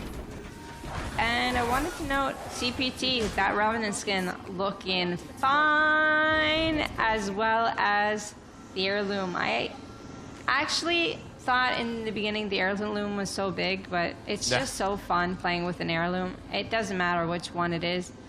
That is true. I do remember you having a few words about the heirloom, especially the size. And in fact, that's what you said about the Valkyrie heirloom as well. Is there a reason that you focus on that so much? Because obviously, high-level competitive, you want to min-max the settings, you want to min-max the visual clarity, but can we just have a little appreciation for the art? I mean, come on, girl.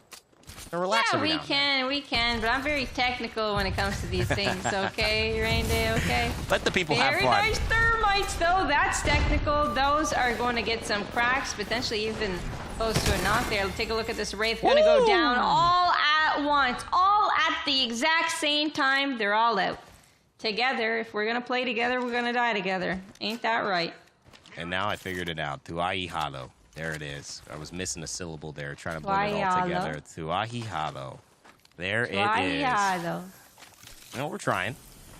We're getting there. I didn't get it right? Listen, I got 8 years of Spanish under my belt. You know, a lot. I got none. You got none. Okay. Well, you know what? You're doing really well, if that's the case, to be honest. And Orixis, not sure where that originated, but at the end of the day, it's resulting in a dub. Nice victory here in this fight. But they got to pay attention because one fight probably leads to another. A nice double jump. Can he finish the PK in as smooth a fashion as you would have hoped? And certainly can. Orixis and Shadow out to Scrubs, who pick up 2 kills there in the cleanup of that fight. Noticeably, too, one thing I wanted to mention on Ultimate Lovers Trio, they did drop in as a 2. So they have no Bangalore, no D-Pro, which, again, just more woes, more interesting elements to them. And they are in contention still, 5th place, I believe. But what's up with CPT? Because this is the team I really want to follow a little bit. I know we got some fights going on, but playing the Revenant, don't get a chance to see that too often. So we got to send a little bit of love their way. Obviously, a big storyline here. Winners of our last 2 matches. Got to kind of see what the game plan is with that new legend being introduced here into their lineup. All right, so they did leave Fish Farms and they made their way into Antenna.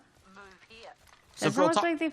Yeah, sorry, go ahead. I kind of want to set it up. Just talk to me through this pick. What do you think this is for? And obviously, it's interesting for people watching. You know, the Revenant coming in had a moment in competitive play paired with the Octane, but oh my God, we didn't even mention this. They're running the Maggie as well and the Octane.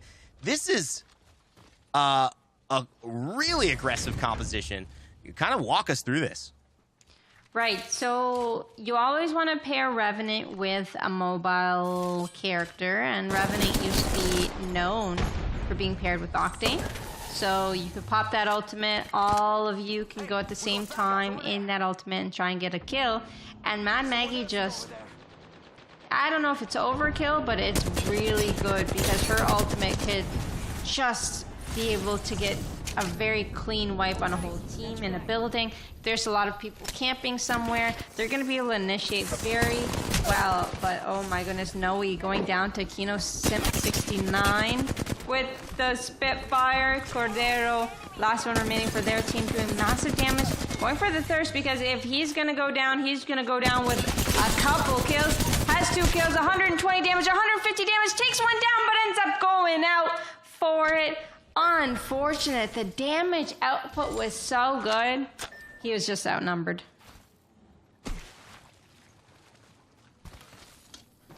Well, we cut to some action. It's always nice to see that. But from the greater perspective, too, I really did want to kind of hone in on the point you were making with CPT, because this is, yes, maybe not the immediate story. They're not doing anything. They're making that run. Obviously not exciting. We know they're not fighting yet. But there's a lot to say from a broadcast perspective about kind of the choices here. And, you know, ultimately, too, setting it up, like, if this turns out to be a victory for them, if they can somehow make this happen with this Revenant rush, which we kind of almost called it, right, for a long time, you know, what does this mean for the rest of the lobby? I mean, this is the type of lineup that, when it works, is devastating to anyone who they're playing against. Just throws it all off. Oh, yeah. The only thing that they don't have is, like, that defense that we were talking about earlier. This is just a different form of offensiveness. You don't see Horizon here, but with that Mad Maggie ultimate, they could get in fights real quick, and they could actually do it in 2 ways, right? So they could pop Revenant ulti, go in with Octane or Mad Maggie ulti. So they could do either or, and then once they respawn, they use just the other ulti to get in fast as well. Mad Maggie can get you in quick with her ultimate, with her Wrecking Ball, and Octane can as well. So never seen this combo actually work out. I'd love to see it do as much as it does on paper, you know? Absolutely. Well, we've got a lot of questions to be answered by CPT, following along with a team that's definitely been involved. Titans, they have made a name for themselves within this lobby. They found kills early game every time, and that's kind of the core of a team that has the potential to do damage, right? Finding kills early and late, kind of continually being effective within the lobby, not just being that team that waits till the end, and not just being that team that's so aggressive early on, like Pizza Lovers, where they, you know, in Europe, either get a 20 bomb or a 0 bomb. You know, I feel like Titans has been really, really effective. And, oh, here it is. CPT, is this the Rev Rush? It's time. Drop the Death Totem. and let it sing. Go ahead. The Prince of Darkness is back here. Misses a couple of those silences, but that is going to work through the door, and so they'll have a nice, easy retreat, and they are following. The aggression has to happen here. They don't have much to lose, and the PK shots are hitting. Oh, my goodness, this is crazy. 99. Do they get it down? They do. Curiosity with the riot drill gets one. The PK shot trying to find another. Logan on the Octane has used the jump pad, and now they're all three back. They have mostly all of their health left to go. And this is that benefit. You can essentially make a team abandon a beautiful holding spot because you almost aren't giving up any of your value. And Curiosity, with one health, somehow makes it out alive. The exhibit is there, and so the footsteps will be shown, but hiding behind that box, getting coverage from Dr. Magic, that's enough right now to keep CPT in it. Oh my goodness, the plays are unreal. And now it's really important for them, once they're in Revenant form, to get that initial knock. That initial knock is so important because it stops them from recovering. They're back in it again. They get the crack. Dr. Magic doesn't even care. Just shooting shots, pre-firing as much as he can. But I don't know if this was as coordinated as well as they hoped to do it. He's going in. He's got the PK shot. He hits for 90 and he gets the knock on sync. And Jeff goes down as well, Logan. Gotta silence these doors, no, girl? I mean, there it is now. Feel like a bit late. Yeah. Really, really hurts as well. And that will deter a team from pushing in. Having no abilities, having no caustic canisters, having no Gibraltar bubble. I mean, this is going to hold. And so buildings are actually a pretty decent spot for a Revenant Maggie combo, but there's still more work to do. Holy Thunder, hated JJ, not nuts. Oh, they're the ones pushing CPT. So it is about to get frisky here inside of the building. The Revenant silences doing their job for now, but how long can they hold? They're doing a good job for now. Logan needing to heal up. Going for the Phoenix kit, though. That might be a little bit long. Curiosity as well. It's going to have to offer something. Going for that quick armor swap. Only half an armor. And they're still going to play those corners. Stay alive. Pop an ult excels too. I think we saw Dr. Magic popping some. We might have an ultimate here soon. 42% on Octane. This one comes back really quickly. It's great to see the use of Octane. Finding a shield battery is always a prize. Maybe like a chocolate bar or your favorite fruit after a hard day's work. Well, you find a chocolate bar, don't eat that, girl. Don't eat that. You got to know where that came from. Do you want to hear a story, actually? Once I was walking out summertime, just around my dad's work, and someone actually threw a chocolate bar at me. Wow. Yeah. Didn't eat it. I didn't eat it. I think that was the good call. Yeah, it was a good call. They drove by and threw it, by the way. They were like in a car. Wow, you think they wanted you to throw like some money back in the car? Like see if you could just get a pack of quarters and try to make it through the window? Yeah, I don't think so. I honestly don't know what the point of that was, but I don't think that was a very nice thing to do. I'm glad you didn't eat the chocolate and find out. That's all I have to say. Great story, though. Definitely would have been shocked. I would have been real shocked. You know, if they turned the corner, threw some marshmallows, did it again, made a U-turn, threw some graham crackers, I mean, at least we'd understand. Trying to get you to have a good time. Maybe a fire pit. Crack some s'mores open, but ultimately just the chocolate bar, no. And that's good advice for anyone listening. Do not take unsolicited chocolate bars. CPT, though, everything they're doing is unsolicited. This Revenant Rush, the bane of the existence of so many Apex pros for so long. Dr. Magic Curiosity. And it's Logan bringing it back. This time with the Maggie instead of the Seer, which I think is interesting. But I think it is important, right? Because they're trying to be disruptive. And I think the Wrecking Ball point, and I think, even the Riot Drill, people who, the ability to kind of hold against it, hold through doors, block the Revenant's actual movement to try to buy some time off of that ult. I do think that Maggie really does help align with just being able to kind of bulldoze your way into the spaces that you want to go when you have that Death Totem timer on you. Yeah, absolutely. I haven't played her that much, but back when they had, what's that mode, that fun mode called? Ooh, Control? Control. I loved Control, and that's how I learned Maggie, actually. I played Maggie when she first came out. Right in there. So fun to use. So fun to use her abilities in buildings, or just like you have someone low, they're healing behind some cover, you just cue that, and they are out of there. So it's really fun to hear you being utilized in professional play. Titan Scream, that's Titan Scream getting thirsted right there to heat a JJ. I mean, if you see someone going down next to a Trident, you can almost guarantee it's one of the members of Ultimate Lovers Trio, and it's Titan Scream this time around. Always, you know, never really the last one alive, Titan Scream, and that doesn't mean anything except for the fact that that's how they play. They know and trust Anycan and D-Pro getting these banners, getting back, getting everyone into, you know, the fight again. But it's got to be difficult, got to be a little frustrating for Titan. We've seen Titans position themselves inside a building here. Arena champs inside their own. 8 squads left. As the Revenant rush from CPT is still in the mix on the far side of this rotation. But having a look at this circle, girl, what stands out, is there anyone who's maybe in a better position here? Do you like this eggshell fight, or I mean, would you rather be running in from that outside, especially if you're playing a lineup like CPT, where it's Logan, Curiosity on the edge of the circle that's about to close here?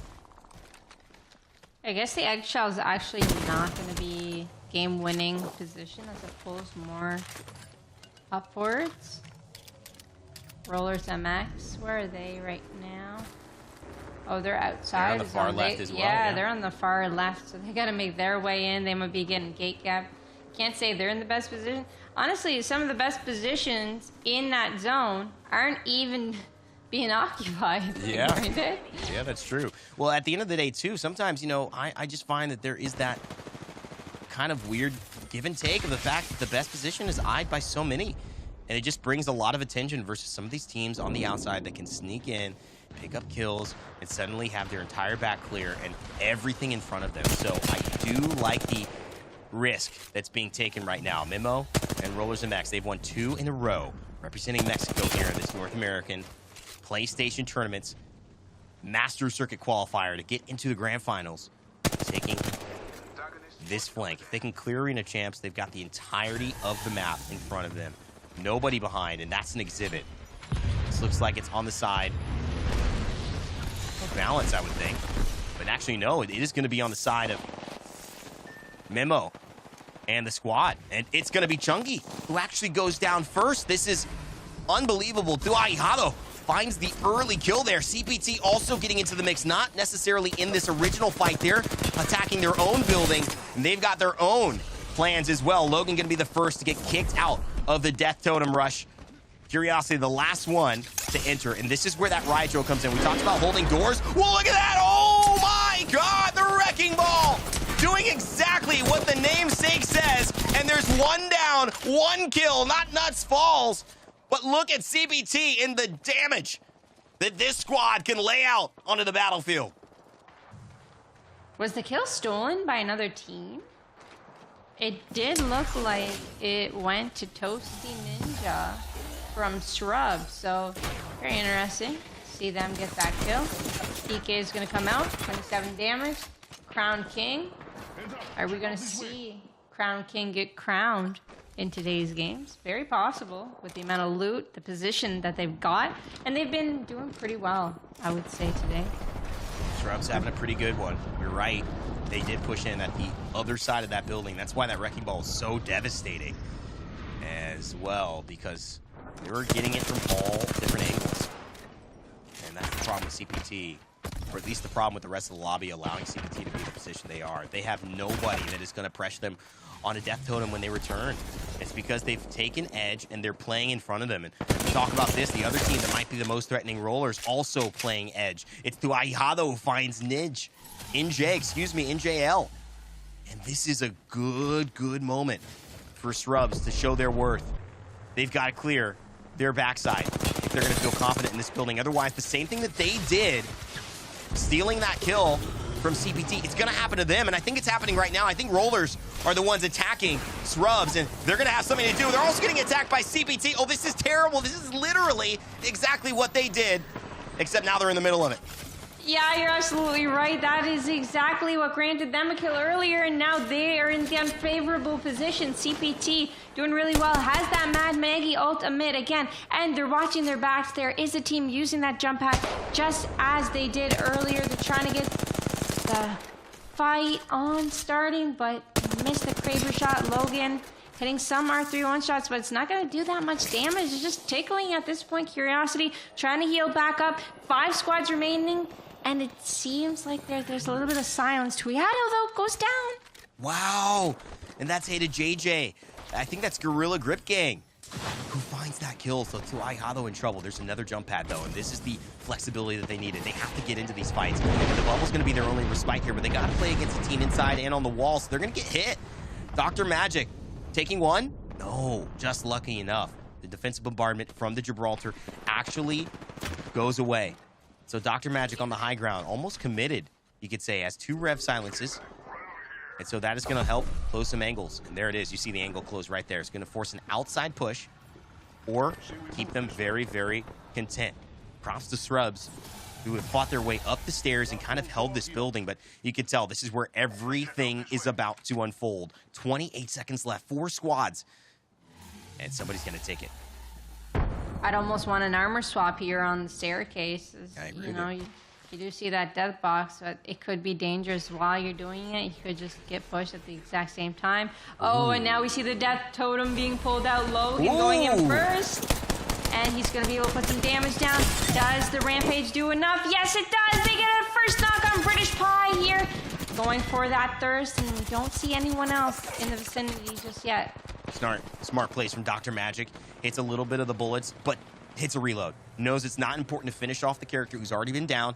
Save it in case somebody else pushes you while you're finishing off those kills. I love the Mad Maggie speed boosters as well. They get to play off. The Wrecking Ball didn't hit, but it did the damage in terms of adding the mobility so that they can get there with their weapons and do what they need to do. But now, still more to deal with. Dr. Magic, Logan, and CPT on the low ground with tons of weapons, but it's not enough. Ground King takes out the one with the Kraber, and Logan is in trouble. CPT fighting for their lives.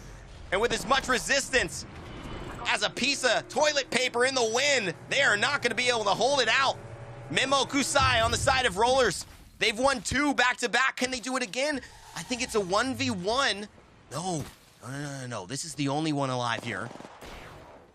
And it is Crown King fighting inside. It's a 1v1 between Curiosity and Memo. Can he finish it off? It's a PK shot that hits a little bit, but not enough. And somehow Curiosity is still alive. 2 squads left. It is Memo who takes it down. What can CPT do? Will the unthinkable happen? Could it be a miracle? I don't think so. And oh boy, they tried, but Srubs, they resisted all. They hold the building. And they say, get out the way. This is our house in game 4. We wanted to crown some kings, and now we have the crown king. We could put that on our resume here. Toasty Ninja, Vibes Carries. Oh, take a look at those dance moves that they've got after that big dub. Definitely deserved. Definitely feeling the energy from that team. How could you not? I mean, after that, they had to resist, I think, maybe the most pressure out of any lobby. Yeah. All those other teams, like Rollers, like CPT, could just go back to safety. They had nobody on their backside. And meanwhile, Srubs had to play inside that building the entire time. All of the focus, all of the energy, and the attention was on that building, and Srubs just played it perfectly. Hats off to them, and they come out with the W. But it was a second-place finish for Rollers MX yet again. And that is going to put them in a very good position heading into Game 5 and 6. There's not that much time for teams to catch them, and this is going to make it even harder. That's very true. And it gets harder and harder as the games go by, as the tournament goes on. There's less opportunity, less chances to get those skill points and placement points. But they did a great job staying alive. Made a couple small mistakes there. I think Logan ended up going down first just on that rotation. Unfortunate one by him, B1. This was a fight that ended up getting third-partied in the beginning. The Ultimate Lovers trio, they did their best here, taking Aquino Simp down and taking a look at this revive. Hard to catch that one. Let's take a look at this. 27, 66. Oh my goodness. And they have the chase down with the Trident. Of course, Dr. Magic pulling out their Rampage, getting a knock. Titans going for that banner recovery. And it was a risk, right? I mean, there was a ton of things happening, and it was game 4 and the second half of this tournament. You just had to make a change, and that was why we focused a lot on CBT. There were a ton of skirmishes throughout it all, but CBT and this play right here, man, what a moment. And right at that same time, gets pushed. Toasty Ninja actually finds Not Nuts right there. And CBT with the wide swings, they got plenty of kills. In fact, it was Curiosity who would outlast Rollers MX to take second place. The third place from our back-to-back winners previously. It would be a well-fought fight, but the high ground would prove too good, too valuable. Those shots right there, are you kidding me? Crowned King hits the final bullet, jumps in with the 99 on the PK. 3 9s in a row. We'll forget about the last one. The first 2 were good enough. And then this would seal the deal. Absolutely. Getting those couple last rats. And here we are with 37 and 40% accuracy. Shrubs. Wow. Great to see that coming in from them. They had a lot of close range combat there at the end, and goes to show they hit their shots when it matters the most. Are you kidding me?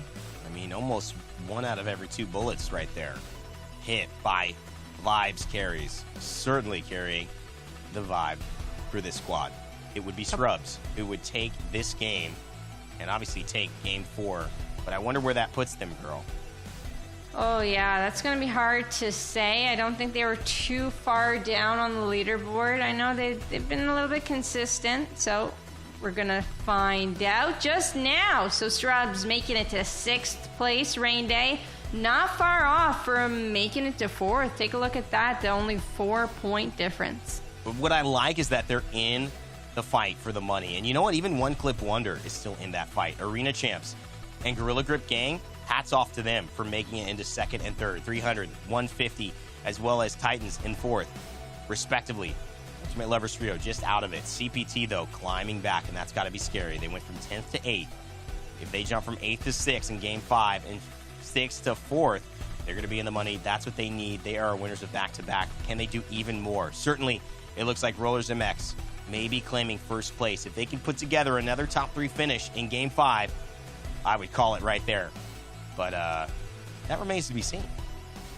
Well, let's give a shout out to Arena Champs. They've been playing consistently, many placement points, but even more eliminations. So they've been doing great in all of their fights combined. Synchronization, making 11 points, making those double digits. B1, Lords of Nessie, that's really important to do. And some of our teams, unfortunately, just not able to get it today. No, not able to get it.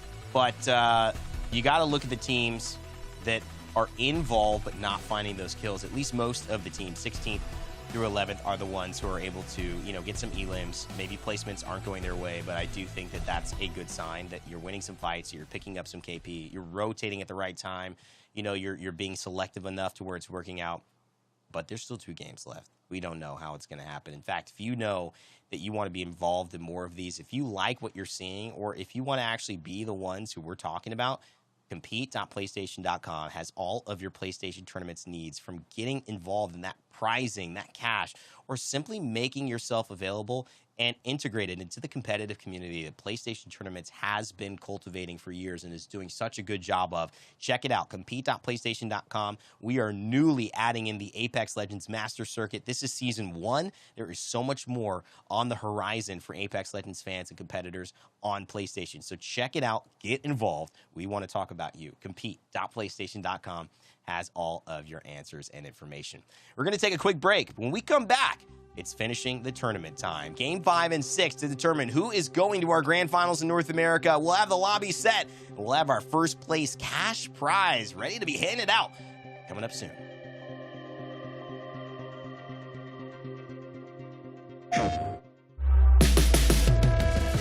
They put him down. Silence him. Welcome to the home of PlayStation Tournament's Apex Legends Esports. Get ready for all the Apex content you need to improve your game and win prizes in fast-paced, easy-to-join competitions. Look forward to exciting content to get you competition ready, including a monthly live show hosted by me, Rain Day, where we'll discuss the latest in Apex, chat with some huge guests, recap the PlayStation tournaments, and much, much more. So far, so good. Videos that feature breakdowns, tips, and exciting interviews. And in-depth articles featuring news, ways to improve your game, and conversations with competition winners and esports insiders. Like, follow, and subscribe for Apex Legends content. And visit the PlayStation Tournament's website, compete.playstation.com, to sign up for competitions. PlayStation.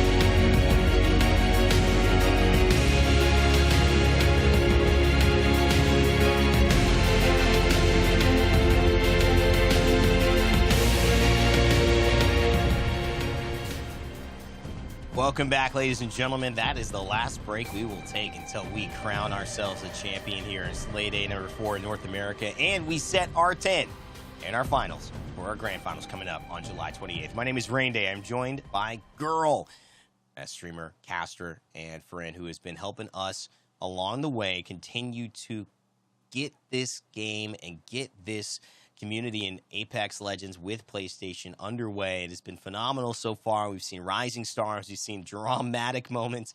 We've seen a lot of fun, too. And in North America, there's been no shortage of great plays, specifically Scrubs holding down a building in Game 4 against all odds, and the Revenant Maggie Octane push to secure the victory. And Vibes, I think, got 2 revives in there, so staying alive is just as important as getting kills and going for rotations. There's so much going into games, into Battle Royales like this one that are fast-paced and so intense. Rollers MX, though, they are at 71 points. They're a little bit chill for now. Arena champs can catch up this game, and you know, Rollers MX, they gotta stay consistent. They gotta go into those high placements. Yeah. It's not over just yet, and Gorilla Grip only 1 point behind them. So it's still a tough game. It's still a tight game. There's still a lot of great competition and great gameplay to watch. So we still got 2 more games, Rain Day. Yeah, and you know what? We actually saw a fight between BSK and Brood Esports, and that was where BSK was able to get a few of their kills. And these teams actually got on the board elim-wise, and so that has put them in a pretty decent situation when it comes to having a chance. I mean, it just takes one good fight, one good rotation. At this point, it's not really about getting lucky, but it is about taking advantage of everything that shows up to you, because you do have that confidence. You do win that 1-3v3. That could be the difference in being invited into our grand finals and securing a spot there. So we'll follow along with the bottom 10, trying to crack the top 10 as we head into Game 5. Obviously, in Game 6, that'll become an even bigger story. But right now, Game 5, what's it about? I think it's about CPT. They brought in the new lineup. It clearly worked. It was incredibly aggressive. First time we've seen Revenant in the competitive situation here for PlayStation tournaments in our Masters circuit. And it's also something that seems to have gotten their energy back. CPT, a team that's won the back-to-back tournaments in Slay Days, number 2 and number 3, finally look like themselves again, Girl.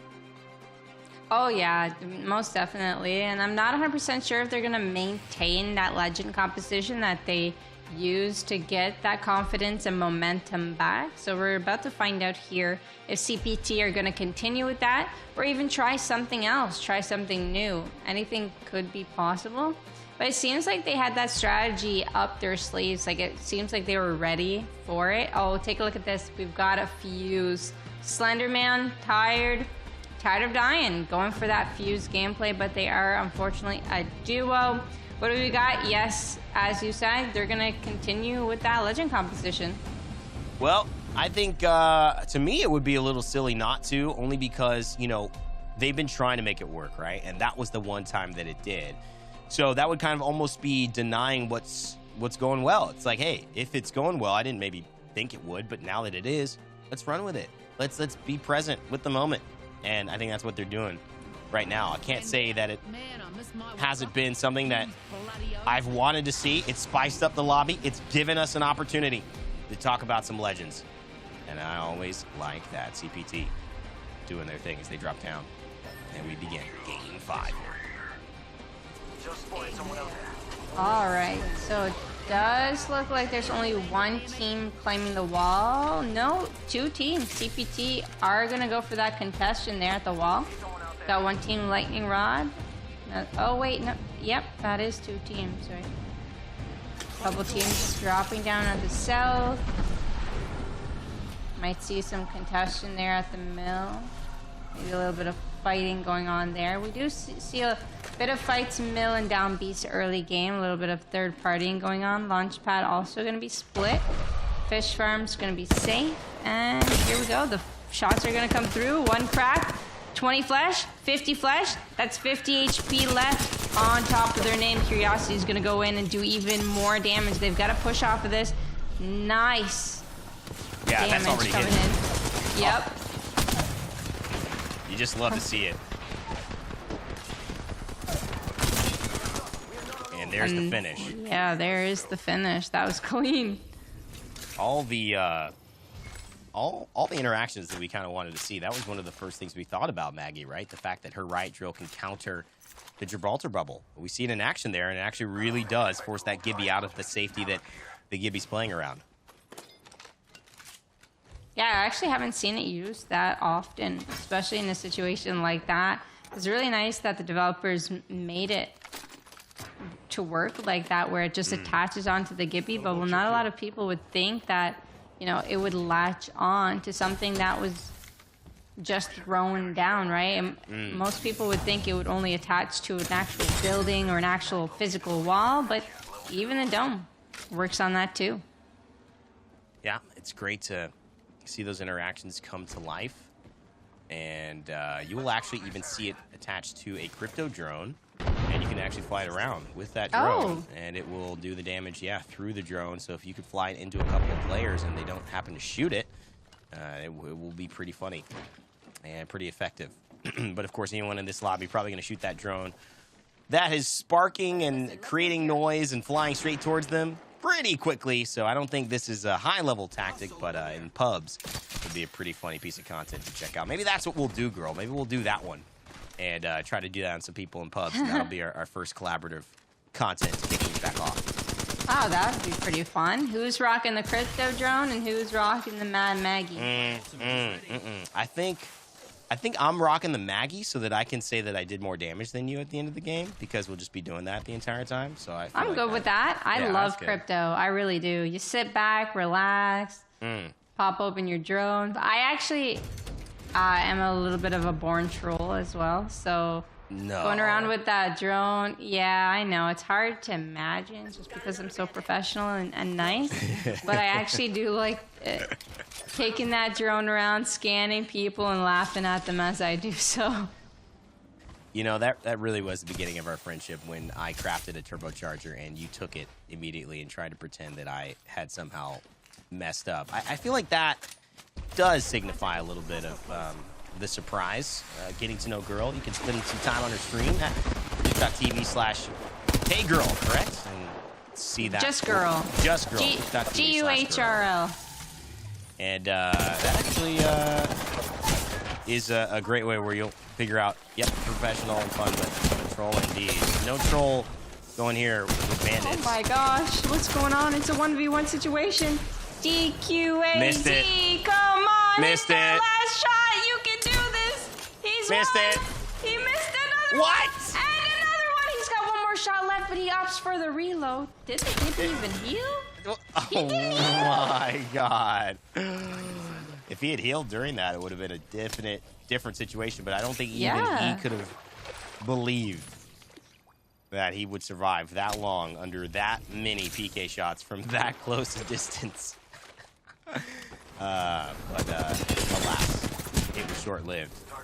Fun moments indeed. Outsiders forced to run. Packers will be out of there. And it will leave 16 squads here in this lobby, but certainly the 16th with only one player is going to have a lot of work to do to make it an even fair fight. Seemed like they were on two different pages. You could see those spam pings coming in from Lotus as Packers was running away. It's like, I cracked him. He's low. Come help. Do something, Packers. Come on. Stop playing your life. You know, sometimes you do have the opposing thoughts going into this, but this is the Ultimate Lovers, and looks like they're hunting, but haven't found their prey just yet. Well, this is what's interesting about it, too, because, you know, being a rat in a lobby like this, even in this meta, it's just not very rewarding. It's not nearly as rewarding as it used to be because of the active scan, the active information that Seer is able to get for any player that might be near, and it certainly does put a damper on those trying to kind of go by the wayside with the amount of Seers that are available. There's a nice focus of attention and an exhibit. It's going to go underneath the building. Good way to make sure that you don't really have that exhibit destroyed. Obviously, you can throw it in the building, but if you throw it underneath, that team is going to have to run down, out, and around in order to finish it off and get rid of your utility. So much, much better of a conversation there. And sometimes that's all you need when your Titans, Seer, might as well be getting a few assists based on the support and the vision there.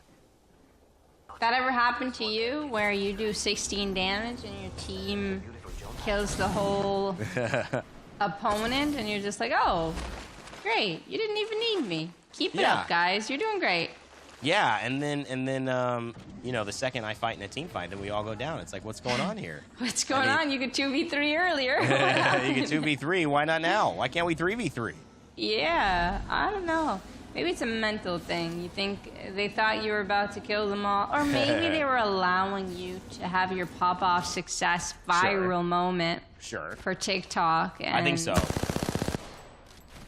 They're being good friends, letting you do that, letting you shine. Yeah. Thank you for thinking so much about my content, girl. I appreciate it. I think that's Is why. Rain Day Gaming on TikTok as well? Oh yeah, it's all over. It's all over. Ladies and gentlemen. Check him out. Check him out. Great content. That's right. I wouldn't lie. Girl checks out my YouTube channel every now and then. So hey, if that's not, I do.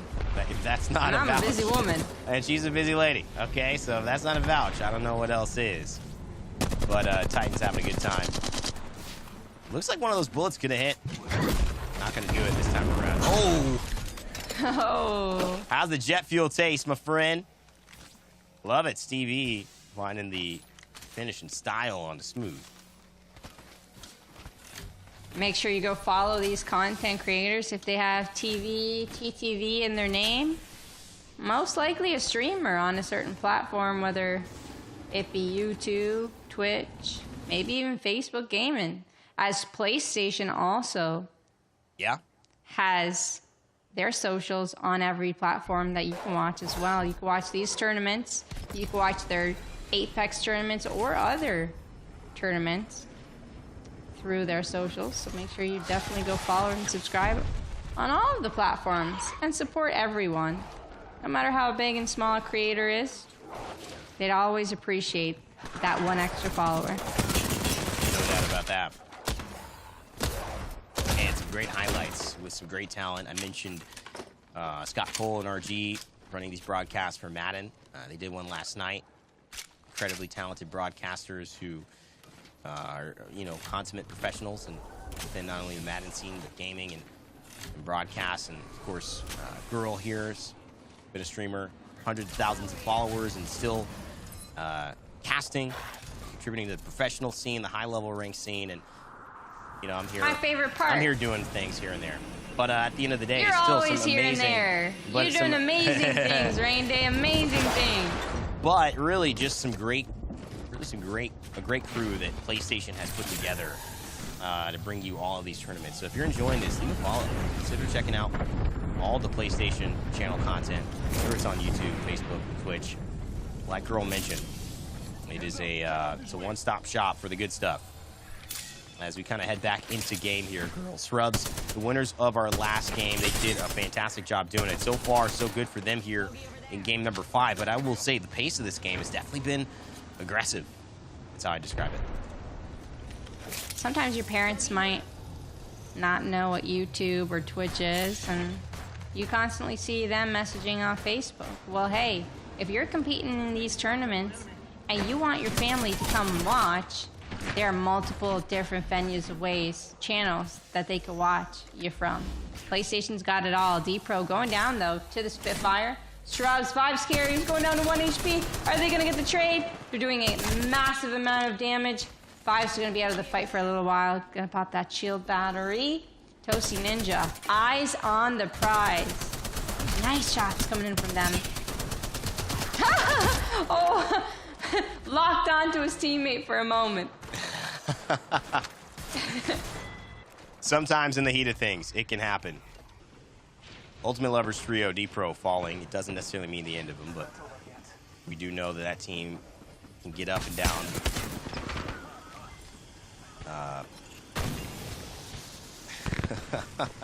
Pretty well. And Team Ramrod holding this building with the Cossack, doing everything the way it should be done, setting those canisters up. And the Bloodhound having a scan. Maybe deciding to use it. Can elect to hold too as well. It's always best to do what you can do without abilities if you can do. But sometimes that ability just gives you that extra bit of clarity. And Some good jumps there from the Octane to be a hard target to hit. It is really hard to shoot people jumping on zip lines. I don't know what it is, but even for me, it's something. I don't know if it's the speed of the jump and the hitbox is going up and down so fast that it's hard to make a connection. Slenderman, though, taking a lot of damage. Do we only have syringes here for Slenderman? Can we get some donations? This is going to be the slowest heal of all the tournament today. Multiple syringes coming through. Maybe an armor swap, perhaps? Slenderman doesn't look to seem like he has very many meds. Ooh, buddy. Right here might have a Mastiff. Love it to go with. And yeah, just hitting up the light ammo. If you're running a car, you could still use that, but the flatline is the weapon of choice. And rightly so. Just a heavy hitter in all senses of the word. So is that, though, the 30-30. A weapon that just became meta at LAN, and I think really proved why it was so valuable. Just the information, the vision, and the length of this map where a lot of these fights were occurring. You can see it just again and again and again. Rollers, MX, feeling confident in their play, going about this lobby to win. And you just gotta love it for them. Representing Mexico, that $600 first prize looking imminently like it will be theirs. Huge deal. And they may have another KP just to make it that much easier rolling up. They're running this here, so just half a second they should know. But also has to be careful with the health there, girl. Yep. Couple kicks midair. Might have been some misclicks. I think he was trying to heal for the majority of it. Take a look at the map on your left side, because they're going to be okay. They're healing. But take a look at that map. No one in the end zone at all. We've got one team a little south of it, and that is it. Everyone is playing edge. Everyone's playing for kills, and nobody seems to want to bunker down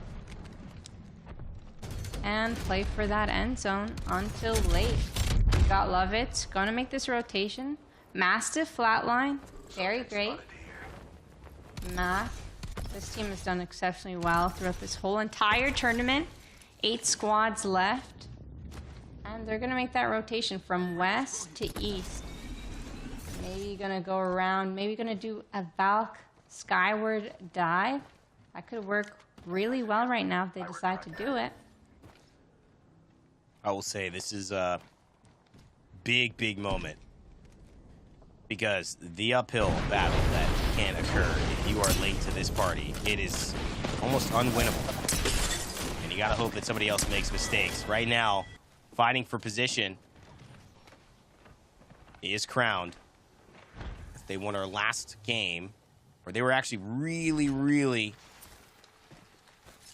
just, I mean, high performers throughout the day in general. Even though they did win our last game, they're looking to do it again. We've had Rollers go back-to-back. Can Scrubs do it this time around? Challenge Rollers. Maybe pull out the 3P. Upset the top spot.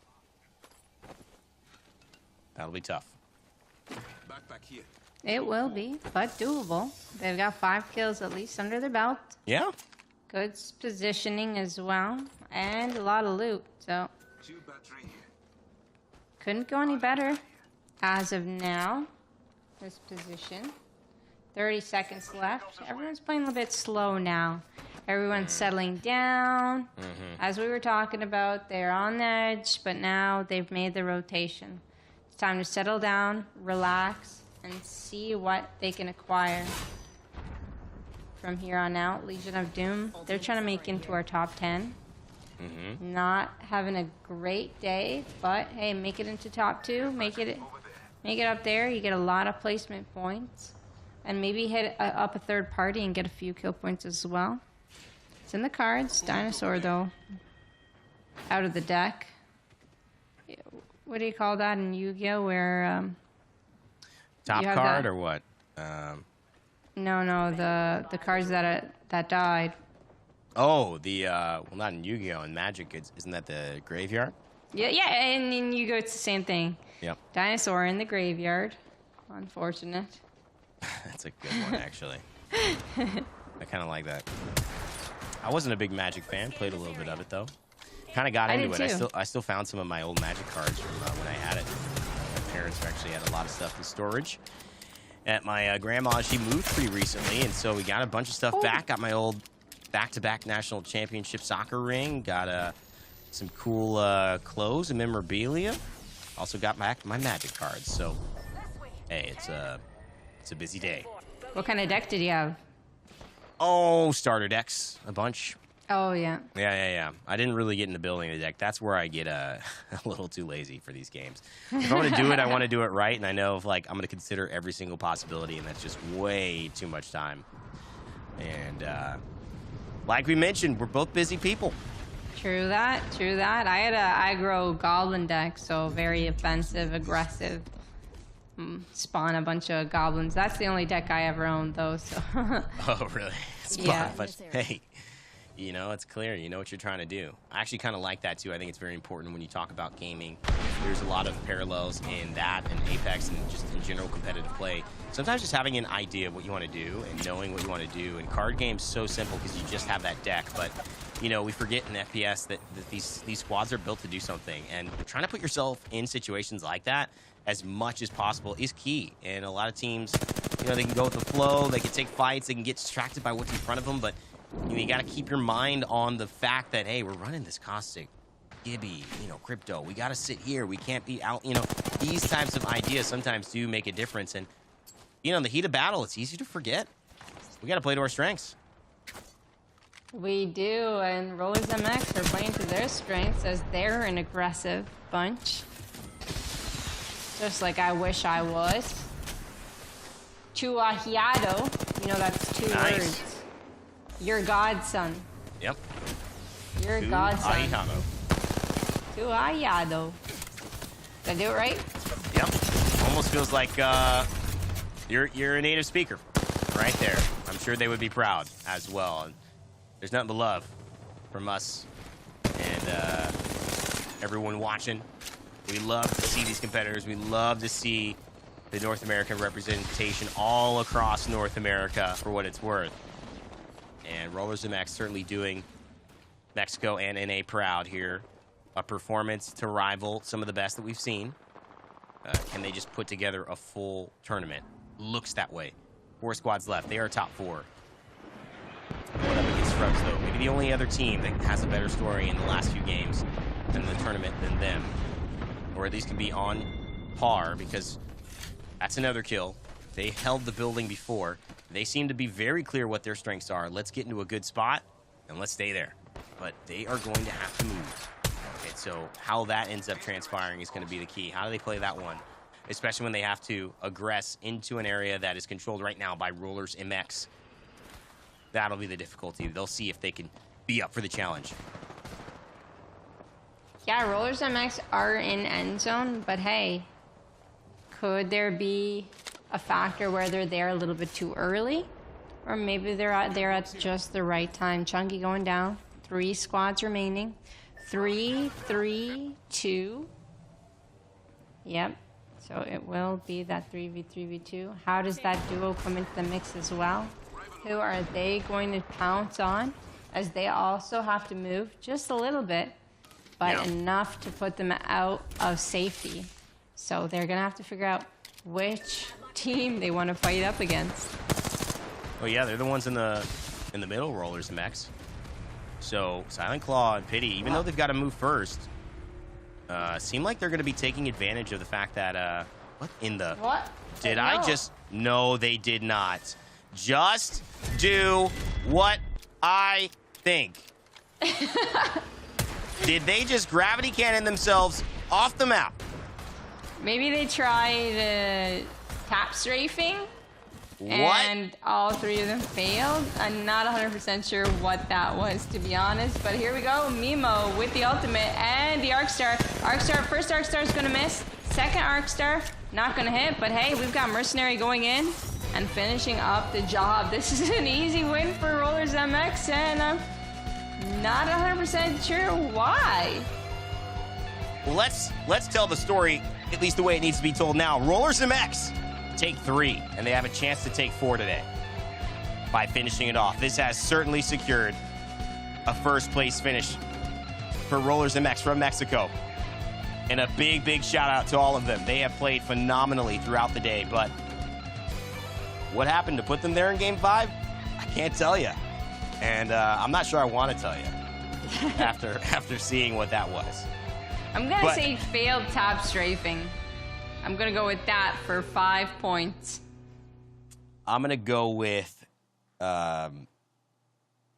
shock for 10, because I think if you're going to fail your tap strafing, that's got to be a part of the plan. I mean, when you're setting it up together, hey, Stan, what do you think about this? Oh, well, sure, Jim. I don't really know how to do that. Oh, really? Oh, and then you jump off. I mean, you got to be confident that you're going to be able to tap strafe if tap strafing is going to be the plan.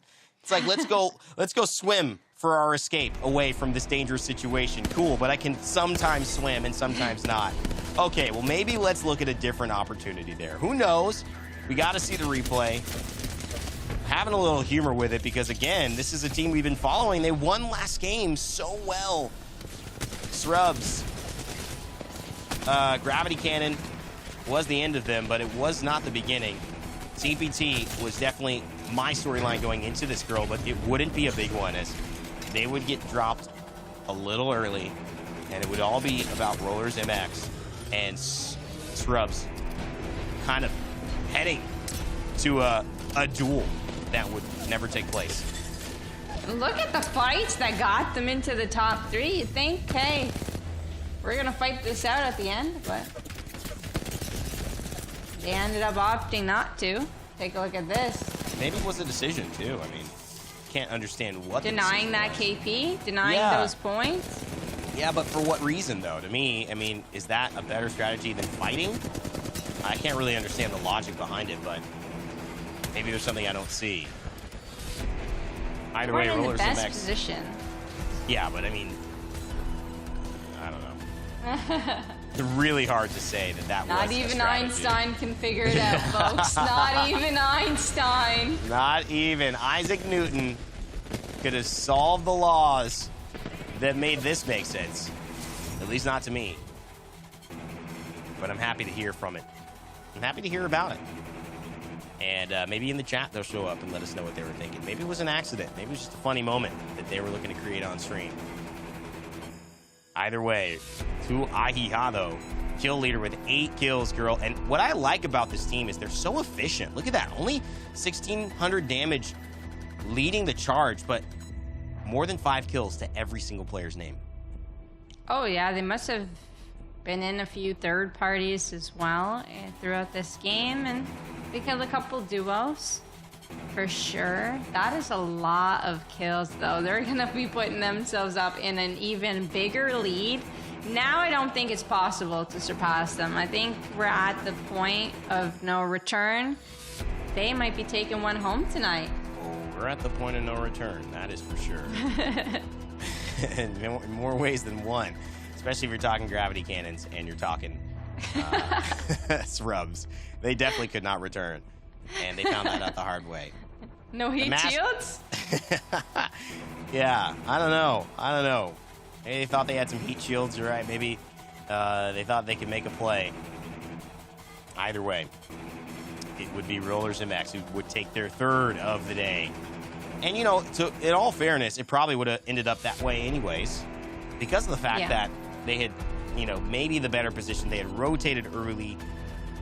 And they were really on fire. I mean, it's maybe a 20-point, 22-point game. Maybe even more than that. No, definitely more than that. Wow. Well, they're at over 3 digits, so they're at 102 points. Not over 3 digits. They're at 3 digits of total points. Taking the lead by 40 points. Now it's safe to say that they're going to take home that cash prize today. Arena Champs doing exceptionally well as well. Yeah. 9 points ahead of 3rd, which isn't enough to say that they're secure, though. But, you know, look at Scrubs. I mean, even getting second place is an extra 2 points, and that would have put them in a clear fourth over Gorilla Grip Gang. Even 1 kill, 1 KP, surviving a little bit longer. I hope that does not come back to haunt them. We have seen these tournaments, especially in North America, decided by 1 point. And, well, what a story that would be. Titans, though, have been playing really well. Gorilla Grip Gang, we didn't see too much of them last round, but they have definitely had a solid performance. Ultimately, I think second is on the potential board for pretty much everyone, but certainly third and fourth is wide open cash-wise for anyone sixth and above. So there's still several teams who can jump into the money and jump into more money than maybe they thought with a great game in Game 6. Yeah, I mean, hopefully the Ultimate Lovers Trio have their third so that they could grab that cash prize. These are the teams, so they do have a chance. Suru, Supreme, Synchronization, B1, Bandits, Lords of Nessie especially. If they get one good game, one win with a bunch of kills, they can make it into our qualifiers. So today, for anyone at home watching, this is our last qualifiers before our grand finals, and you have to make top 10 to make it in. So there's still a bunch of pressure on these teams. I gotta say, those teams, all the way until 16th, there is 1 point separating 10th right now between 11th. 14 points for 11th, 1 point difference, 15 for 10th. The next 6, all the way into 16th, the lowest score there is 11 points. That means between 10th and 16th, 6 teams, actually I think 7 teams there, are literally within 6 points away from each other to qualify for our grand finals. That is massive. What that means implication-wise is if any of them have a great game next game, they're through. They're almost guaranteed they're going to be through. So it is all in their hands. 6 squads on the bottom side maybe having the most scintillating story of all, as well as the top 2 to 6 teams having a big prize money story and ultimately qualification 2 on the line. So there's great stuff here in Game 6 that we're going to see unfold, and we're going to be keeping track of all of it, girl. Yeah, it might even be worth changing up your comp just for this last game. So sometimes you have to adapt. You go with what you're comfortable with most of the time, and you want to perfect what you're comfortable with. But hey, if you only have one shot to make grand finals and you want to rotate early and play a defensive comp with a Valkyrie, put you in a good situation, pop a Watson or a Caustic in the building and hope the zone pulls to you after you scan, hey, you might net yourself grand finals, and then you can go back and perfect your comp later. Sometimes during tournaments, people are like, we got to perfect our comp here, we got to perfect it, but you don't have to. You can try different things. You got to adapt to each and every lobby because it's always going to be different. Now, one of the things, too, just to bring up as well, because I want to mention this, the teams that are in the bottom 11 through 16th, you know, eliminations definitely are not necessarily their strong suit. And I think teams that are good at eliminations right now are maybe going to have a chance to put together a really great game. The team sitting in 11th, and that is Suru Supreme, they've got 13 placement points. This is, by and large, more than all of those other teams, but they've only got 1 elimination. And I think kind of waiting, there becomes this tension to where, remember, to get that 1 point, not just the 1, but the 2 to ultimately get ahead, you've got to start making top 10 situations, and that definitely becomes difficult in a lobby as contested, as aggressive as this, when you're running against teams who are so confident team fighting. So I almost give maybe more of an advantage to a team when you look at it like Bandits, who have 9 eliminations, almost 3 times as many as anyone. They're sitting in 13th at, I believe, what? Let's see, 12 points? 14th at 12 points, but that's only really 2 team fights that they've got to win. They clearly have proven they can do it. So we'll find out. So do you think if you were a coach for one of these teams that have had eliminations, would you advise them to go for placement, or would you advise them to go for more fights? I would say if you're in an elimination team, I think you just have an advantage. I'd advise my placement teams to do what they do. I definitely advise that. But then what I would mostly advise, honestly, is that if you are an elimination team, to trust the fact that you can win fights and go for placement as well. I know that there's a difference in the idea of like saying, hey, well, one team I really believe can fight and one team, you know, just keep doing what's working. But I think that's the honest facts. I'd tell both teams go for placement, even though I would really say that the reason I tell an elimination squad to go for placement is it's just too risky to run out of squad. Get in a good spot, trust the fact that you know how to team fight, and if a fight shows up and you get an advantage, push it. Be ready for it. But I feel really tricky just sending someone to wait in the middle of a circle and let every other team decide their fate. That's true. Very true. And the zone could pull in the opposite direction that you kind of gambled on. So it's definitely tough. And sometimes second beacon or third beacon is even better. As we've seen in past games, not a lot of people play end zone. So if you wait a little bit, you scan a second beacon or third beacon, you still might be able to get a god spot in a lobby like this where everyone's been playing end zone. But as we know, once it's that last game of the day, there's only two directions it can go. Everyone starts fighting like crazy and the lobby dies down quick, and those placement points might come easier, or everyone's playing for those cookies, baking them in the oven, and no one's going down, but it looks like the opposite. CPT is going to get eliminated by Scrubs here. Scrubs, 5 scaries, waiting for teammate, going for an armor swap, hits with the hip fire, no, unable to finish him off, but okay, Scrubs has 2 more teammates to be able to finish this off. Should be a clean wipe, and a safe revive with a dome, nice. Oh my god. That's CPT. Yep. So that is a see you later. CPT. Good night. And, you know, they came here, they competed, but they've got to be disappointed because they're already qualified. I mean, yes, they got more reps, and I think there's some value in that as a team to have those days that are on and are off. And I think maybe that, you know, I think looking back at this, if they go ahead and win in grand finals, which is totally possible. Wow. I mean, they've won twice. They're going to be probably looking at today as the reason why, because they definitely went through some growing pains today. Can they come out on the other side? That'll be the question, and one of our storylines in grand finals for CPT. But right now, a little disappointed. Kind of shrug it off. See what you can learn from it. Still 14 squads remaining, so not everyone's dying down too quick.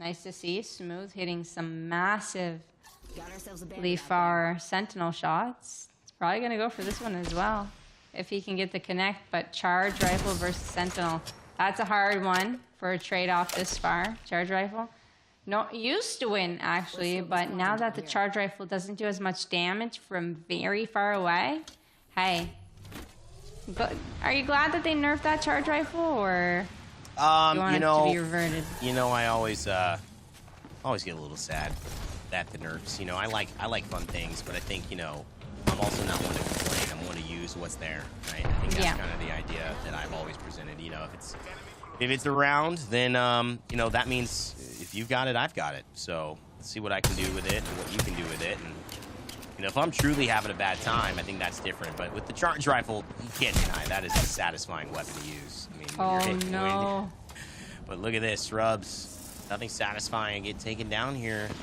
Could this be it? Ultimate Lovers Trio with the pressure.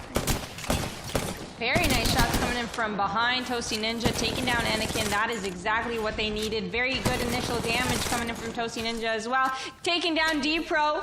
That is 2, and they were on the down end of this fight to begin with. 140 damage. Toasty Ninja popping off with this Prowler. Almost finishing it off, and that is it. That is 3 kills secured them the game to go forward with. They needed that team wipe. They really did. Big time stuff there from Scrubs. In second place. It's in the minds and hearts of a lot of these players, and for good reason. It ends up meaning quite a bit of cash. Right now, Scrubs not even in the cash. Tied for 4th. And as a result of tiebreakers, currently in 5th with the Gorilla Grip Gang. Lords of Nessie, a team that is in 15th. They are only, however, 4 points away from qualifying. This would be massive for them. Can they somehow get enough? Talked about not being willing to be afraid of these fights if they do show up, but also kind of trying to play more conservatively. Seems like they're doing a decent job there. The tap selected for the flatline. If you're new to Apex, you may not know, you can press to make your weapons either fully automatic, semi-automatic, and certain weapons have that selection. The flatline, the R301 happen to be assault rifles that give you that choice. And there's going to be some fun hop-ups that made them even more deadly from afar. Not in the game right now, not in rotation. Maybe we'll come back soon, though. I actually found that feature out maybe 8 months into Apex Legends, which is quite embarrassing. Because I had no idea you could tap fire the R301 or the flatline. I think the Hemlock as well, right? So. Oh yeah. That was just really embarrassing to find out as someone who plays the game religiously every single day. I don't know much about it. It's more like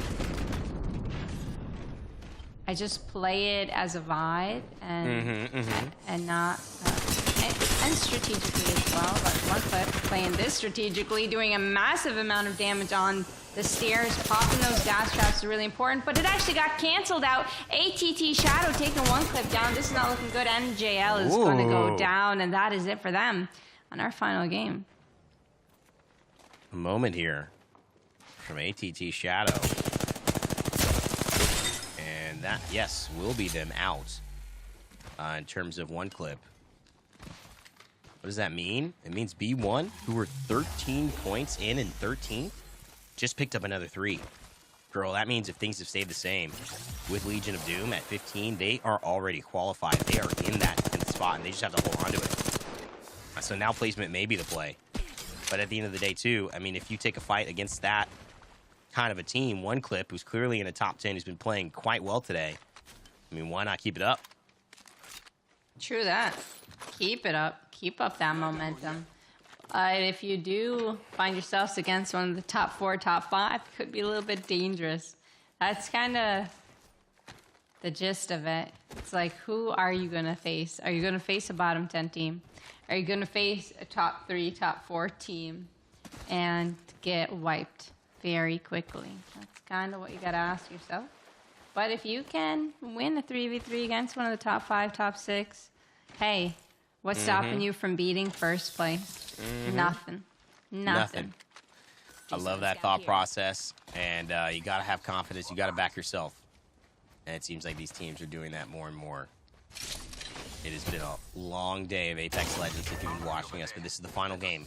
You're joining us with Game 6, and it's a lot on the line here to determine who is going to be playing in our grand finals for this tournament that has been over the course of the last 2 months underway.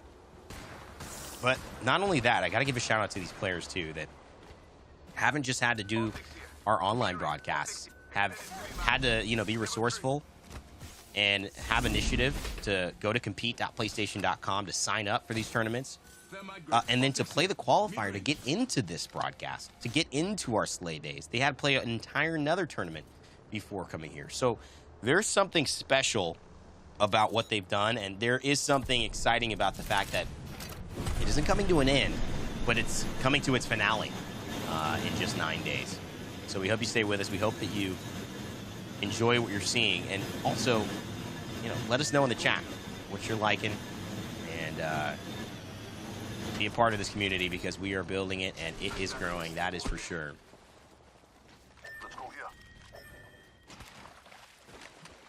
Take a look at that zone pull. Originally from that circle, you'd think, hey, having those buildings north as a zone might be the best, but it actually pulled all the way back to Cascade Falls, and it's going to pull on that waterfall. Having the height is a dandy position, but also you can play right under that height, underneath a little bridge as well. It's a great position to play. 5 Scaries, Ninja, Crowned King. Scrubs, not in the best position. No Skyward Dive handy just yet. And it's congested over here, so they do not want to be caught out in a bad position. Like we were talking about earlier, the last lobby of the day either dies down really quick, or there's a lot of teams left remaining. And take a look at the teams. This is more than I would have expected, meaning that You know, everyone's taking it seriously. Everyone wants a chance at that top 10, and you love to see it. You love to see people taking competition seriously. And it's just the fact, too, that a lot of the things that one team has to do to be successful is exactly what another team has to do. And, you know, I think it's leaning much more towards 5-6 points being a separating factor. And I think it's just making a lot of sense.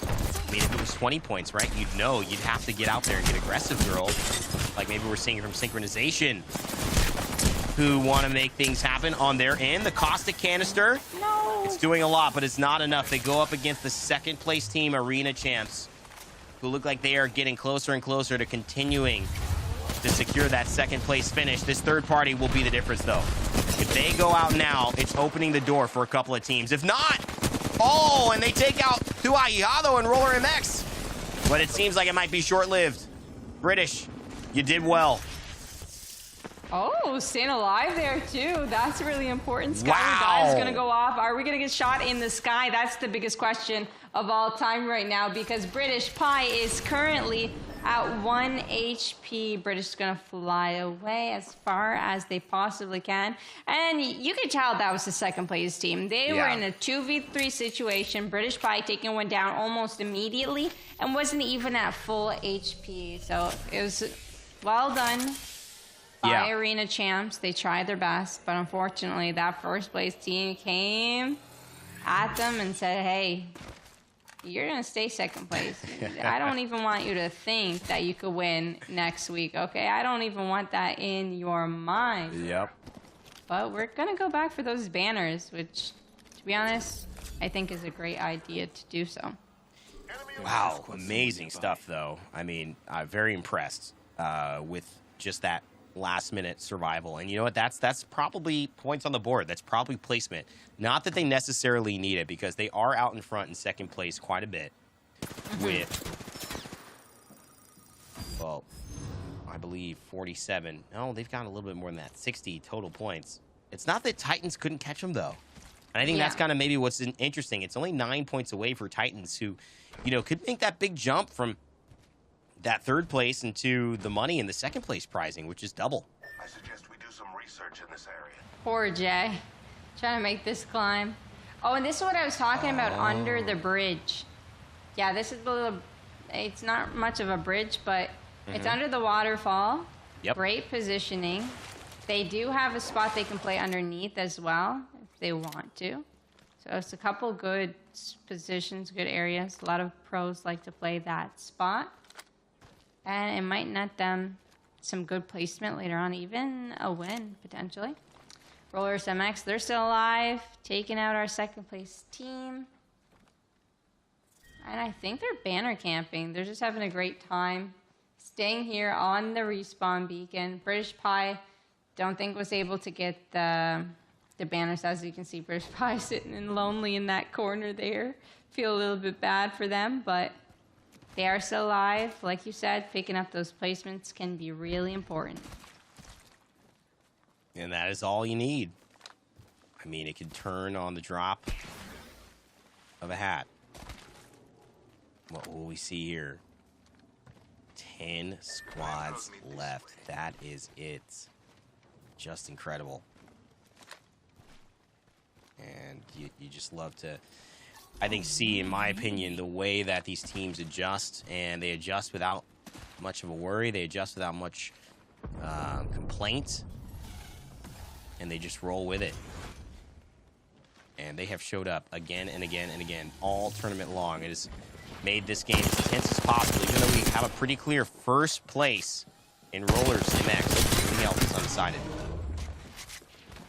Amazing what 15% damage reduction will do. That's why those two shots didn't kill. Going up against the Caustic and a Gibby is going to take a couple of extra bullets. Maybe that one or two, of course, two full magazines. But that's enough to buy some time and buy a chance to peek back around the corner and get a shield battery off. So really that 10, 15 health means hundreds of health healed back up before you're really able to find that moment to push again. And I think that's what people don't understand about passives like that. So valuable. And right now, still a chance, Rollers MX, to finish off with 4 wins on the day. What a day that would be. I don't think we've seen that before in our PlayStation Master Circuit. So that would be quite exciting to be able to flex afterwards. And that Seer Horizon combo has been deadly throughout the whole entire day. There's almost no counter to it. It's true. Right? They have the Seer ultimate. They put everyone into a corner because as players, they feel more comfortable together. So they all bunch up into a corner, and then once they do so, Horizon ultimate, few nades. Oh my god, this is so cute. Who's playing Watson? This has got to be Nessie, yeah, right? Dinosaur Venom. Playing Watson, that is the cutest thing I've seen all day. Oh, Outsiders. Let's see where they stand as well heading into this, because they are in 9th place, but they are a team that is kind of, you know, on the bubble. They're not comfy. Let's just say that. They are not comfy. And you can tell they've decided to defense up as much as humanly possible. Even throwing some cute Nessies out there to distract. Might work. Because they are in, like I said, 9th, but only 8 points away from that 10th position, which has already been passed. We could tell there's already at least 7 points only as a difference based on some of the teams and plays that they've had. I think that would definitely be a great distraction to me. If I pulled up on that building, I would just start laughing and I might mess up. So it could work out in their favor. But the zone did pull away. Scrubs not finding themselves in the best position. But no one else on their side of the map. Oh, while they walk up and climb up here, they might jump in to Danny, AXG, RB. We're going to see a 3v3. Oh, I'll go? Nope. Uh-oh. Oh, that is too late to pick that weapon up. After getting shot for half health, that's what happens. And it's just Scrubs who did not get the better end of that trade, but it doesn't mean they can't get it back. Good team fighting and good PK shots is what's going to decide this right now.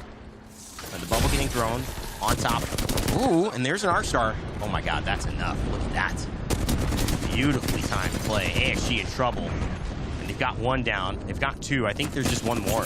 Yep, and somehow, there is just after one being more. taken out early, Toasty Ninja, as a 2, 5s carries and Crown King, they have brought it all the way back. What a performance here. Should just be a matter of cleaning up. That business is handled. Business is handled. It's really nice of them to be able to pull off a 2v3 under pressure on the low ground of the mountain after losing one. Impressive. And speaking of impressive, this defense, the Watson fence is beautifully put. But are they in the zone? Are they a tad in the zone? Maybe they're going to play edge, fight off teams coming in from behind them. Their spot's not too bad. They could actually even drive in zone if they wanted to. No doubt about that. A lot of opportunity.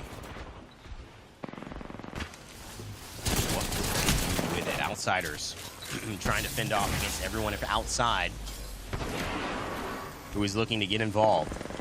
But this is something that I think, importantly enough, is going to be discouraged. Nobody wants to siege against this, and this is why Watson dominated the meta for so long. Just the nature of knowing the pylon and the setup is in there means that I do not want to waste my time if I don't have to. And as long as Packers doesn't overcommit here, it should be fine. But, oh, very close to doing so. Probably wants to save that Nox gas canister, though. I think that's a good play by him, just to save that. Oh, but the zone came in. I think he's lost track of time.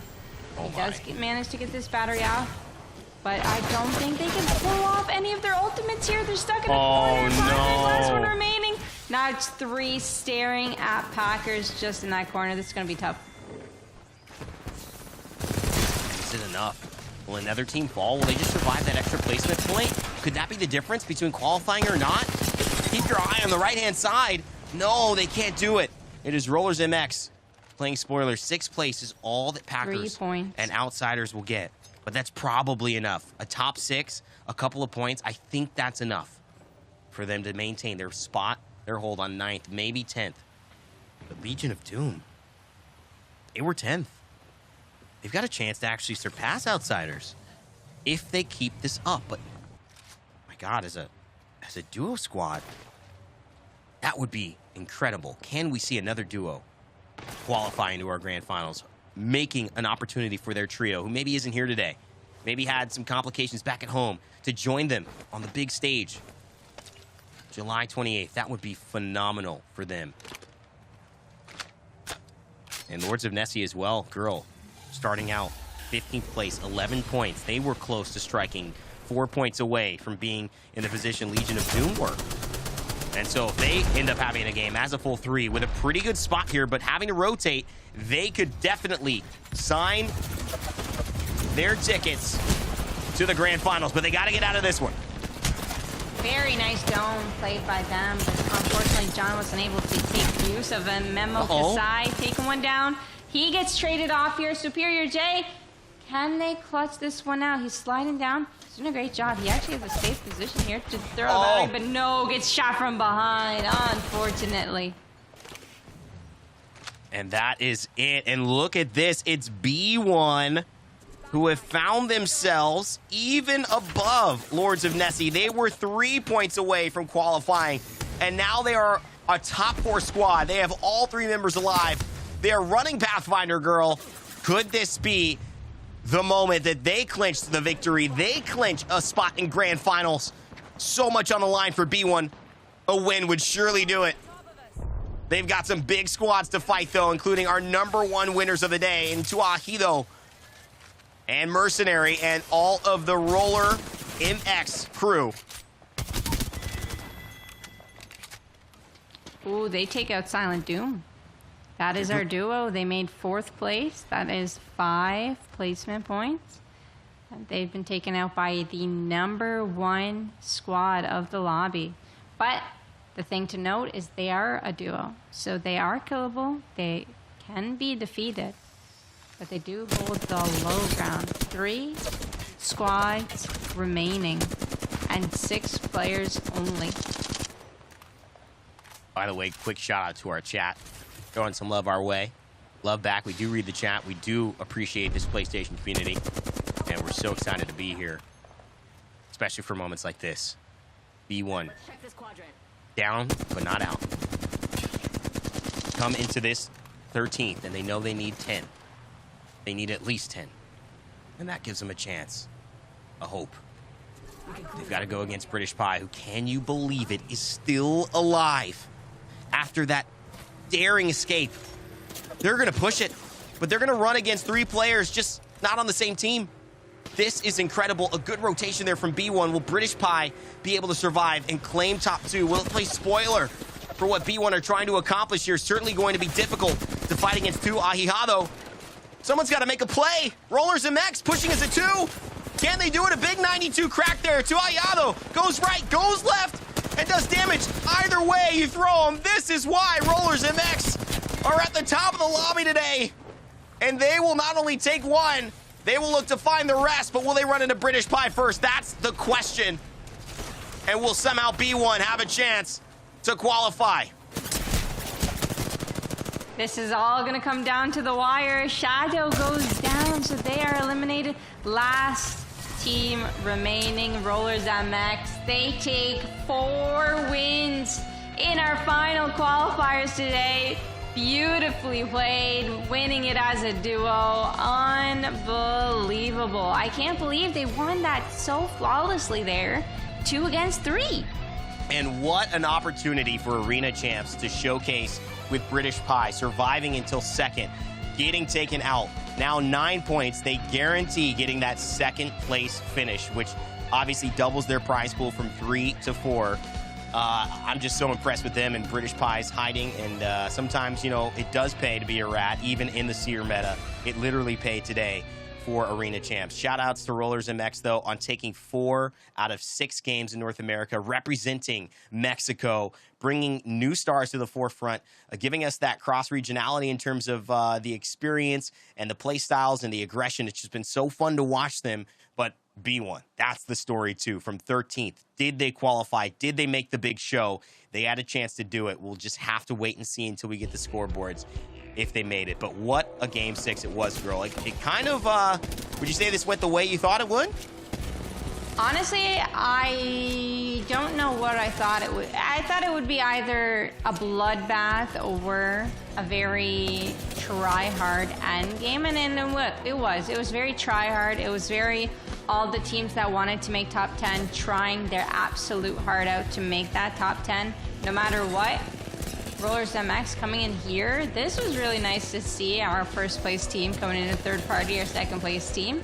And as you said, playing life really did matter. This moment right here, this 1 HP moment, that last ounce of jet fuel granted them that second place. So we're going to see the leaderboards and see how that really affected it later on. But props anyways for being able to make it that far with a Seer meta. Yeah, just great performances all around on the day. Big shout outs to Scrubs. They bounced back. We had some fun with them, and maybe that final circle that went awry, but you cannot fault their placements, their results. Did they do enough to get past Gorilla Grip Gang with this? I think they did. And so it looks like they may be not only in the 4th, but 3rd position. I'm not sure they will have been able to surpass Arena Champs, though. It seems almost assuredly that they did not. But, you know, what does that matter? Incredible performance on the day. You got to tip your hat to nobody more than Rollers MX, the team that we have been talking about that made us have the conversation. A skyward dive attempt, not going to happen this time. Rollers MX are your champs yet again, and look at this. What a game. Over 20% accuracy on all 3 of them, and to reiterate, I believe our first ever team in 4 qualifier events from both regions to make 4 wins out of 6. Yeah, I think so. I really think so. So hats off to them, as you said already. Over 2k damage on double of them. Memo Kusai didn't hit as much damage as I thought they would. No. Died early, right? Yeah, I mean, but I think, that's kind of been the theme. Like, they've been so efficient. And even though their damage numbers have not been nearly what they are this time around, I think they probably doubled their damage numbers in this game alone. But especially because Tu Ahihado and Mercenary were alive. And Memo Kusai was not. Still, to get that many kills off of only 975 damage. I mean, incredible. And I think it's the positioning, and I think it's the game sense. And I think that's kind of where they're just outperforming. You know, they're taking the right fights, and they're doing it the right way. You don't have to spend all game long shooting at somebody with a charged rifle. You just got to get the knock. Yeah, I oftentimes say, you know, look at that. Okay, I need to take a moment. Look at the 4 when Scrubs did it exceptionally well. One Clip Wonder, they had their moment as well. But I oftentimes say it's about how you take advantage of a situation as efficiently as possible. Sometimes people are like, oh, wow, you had a 4K, 5K damage game. Well, that's great. But how many kills did you get? Because if you got a lot of kills, even better.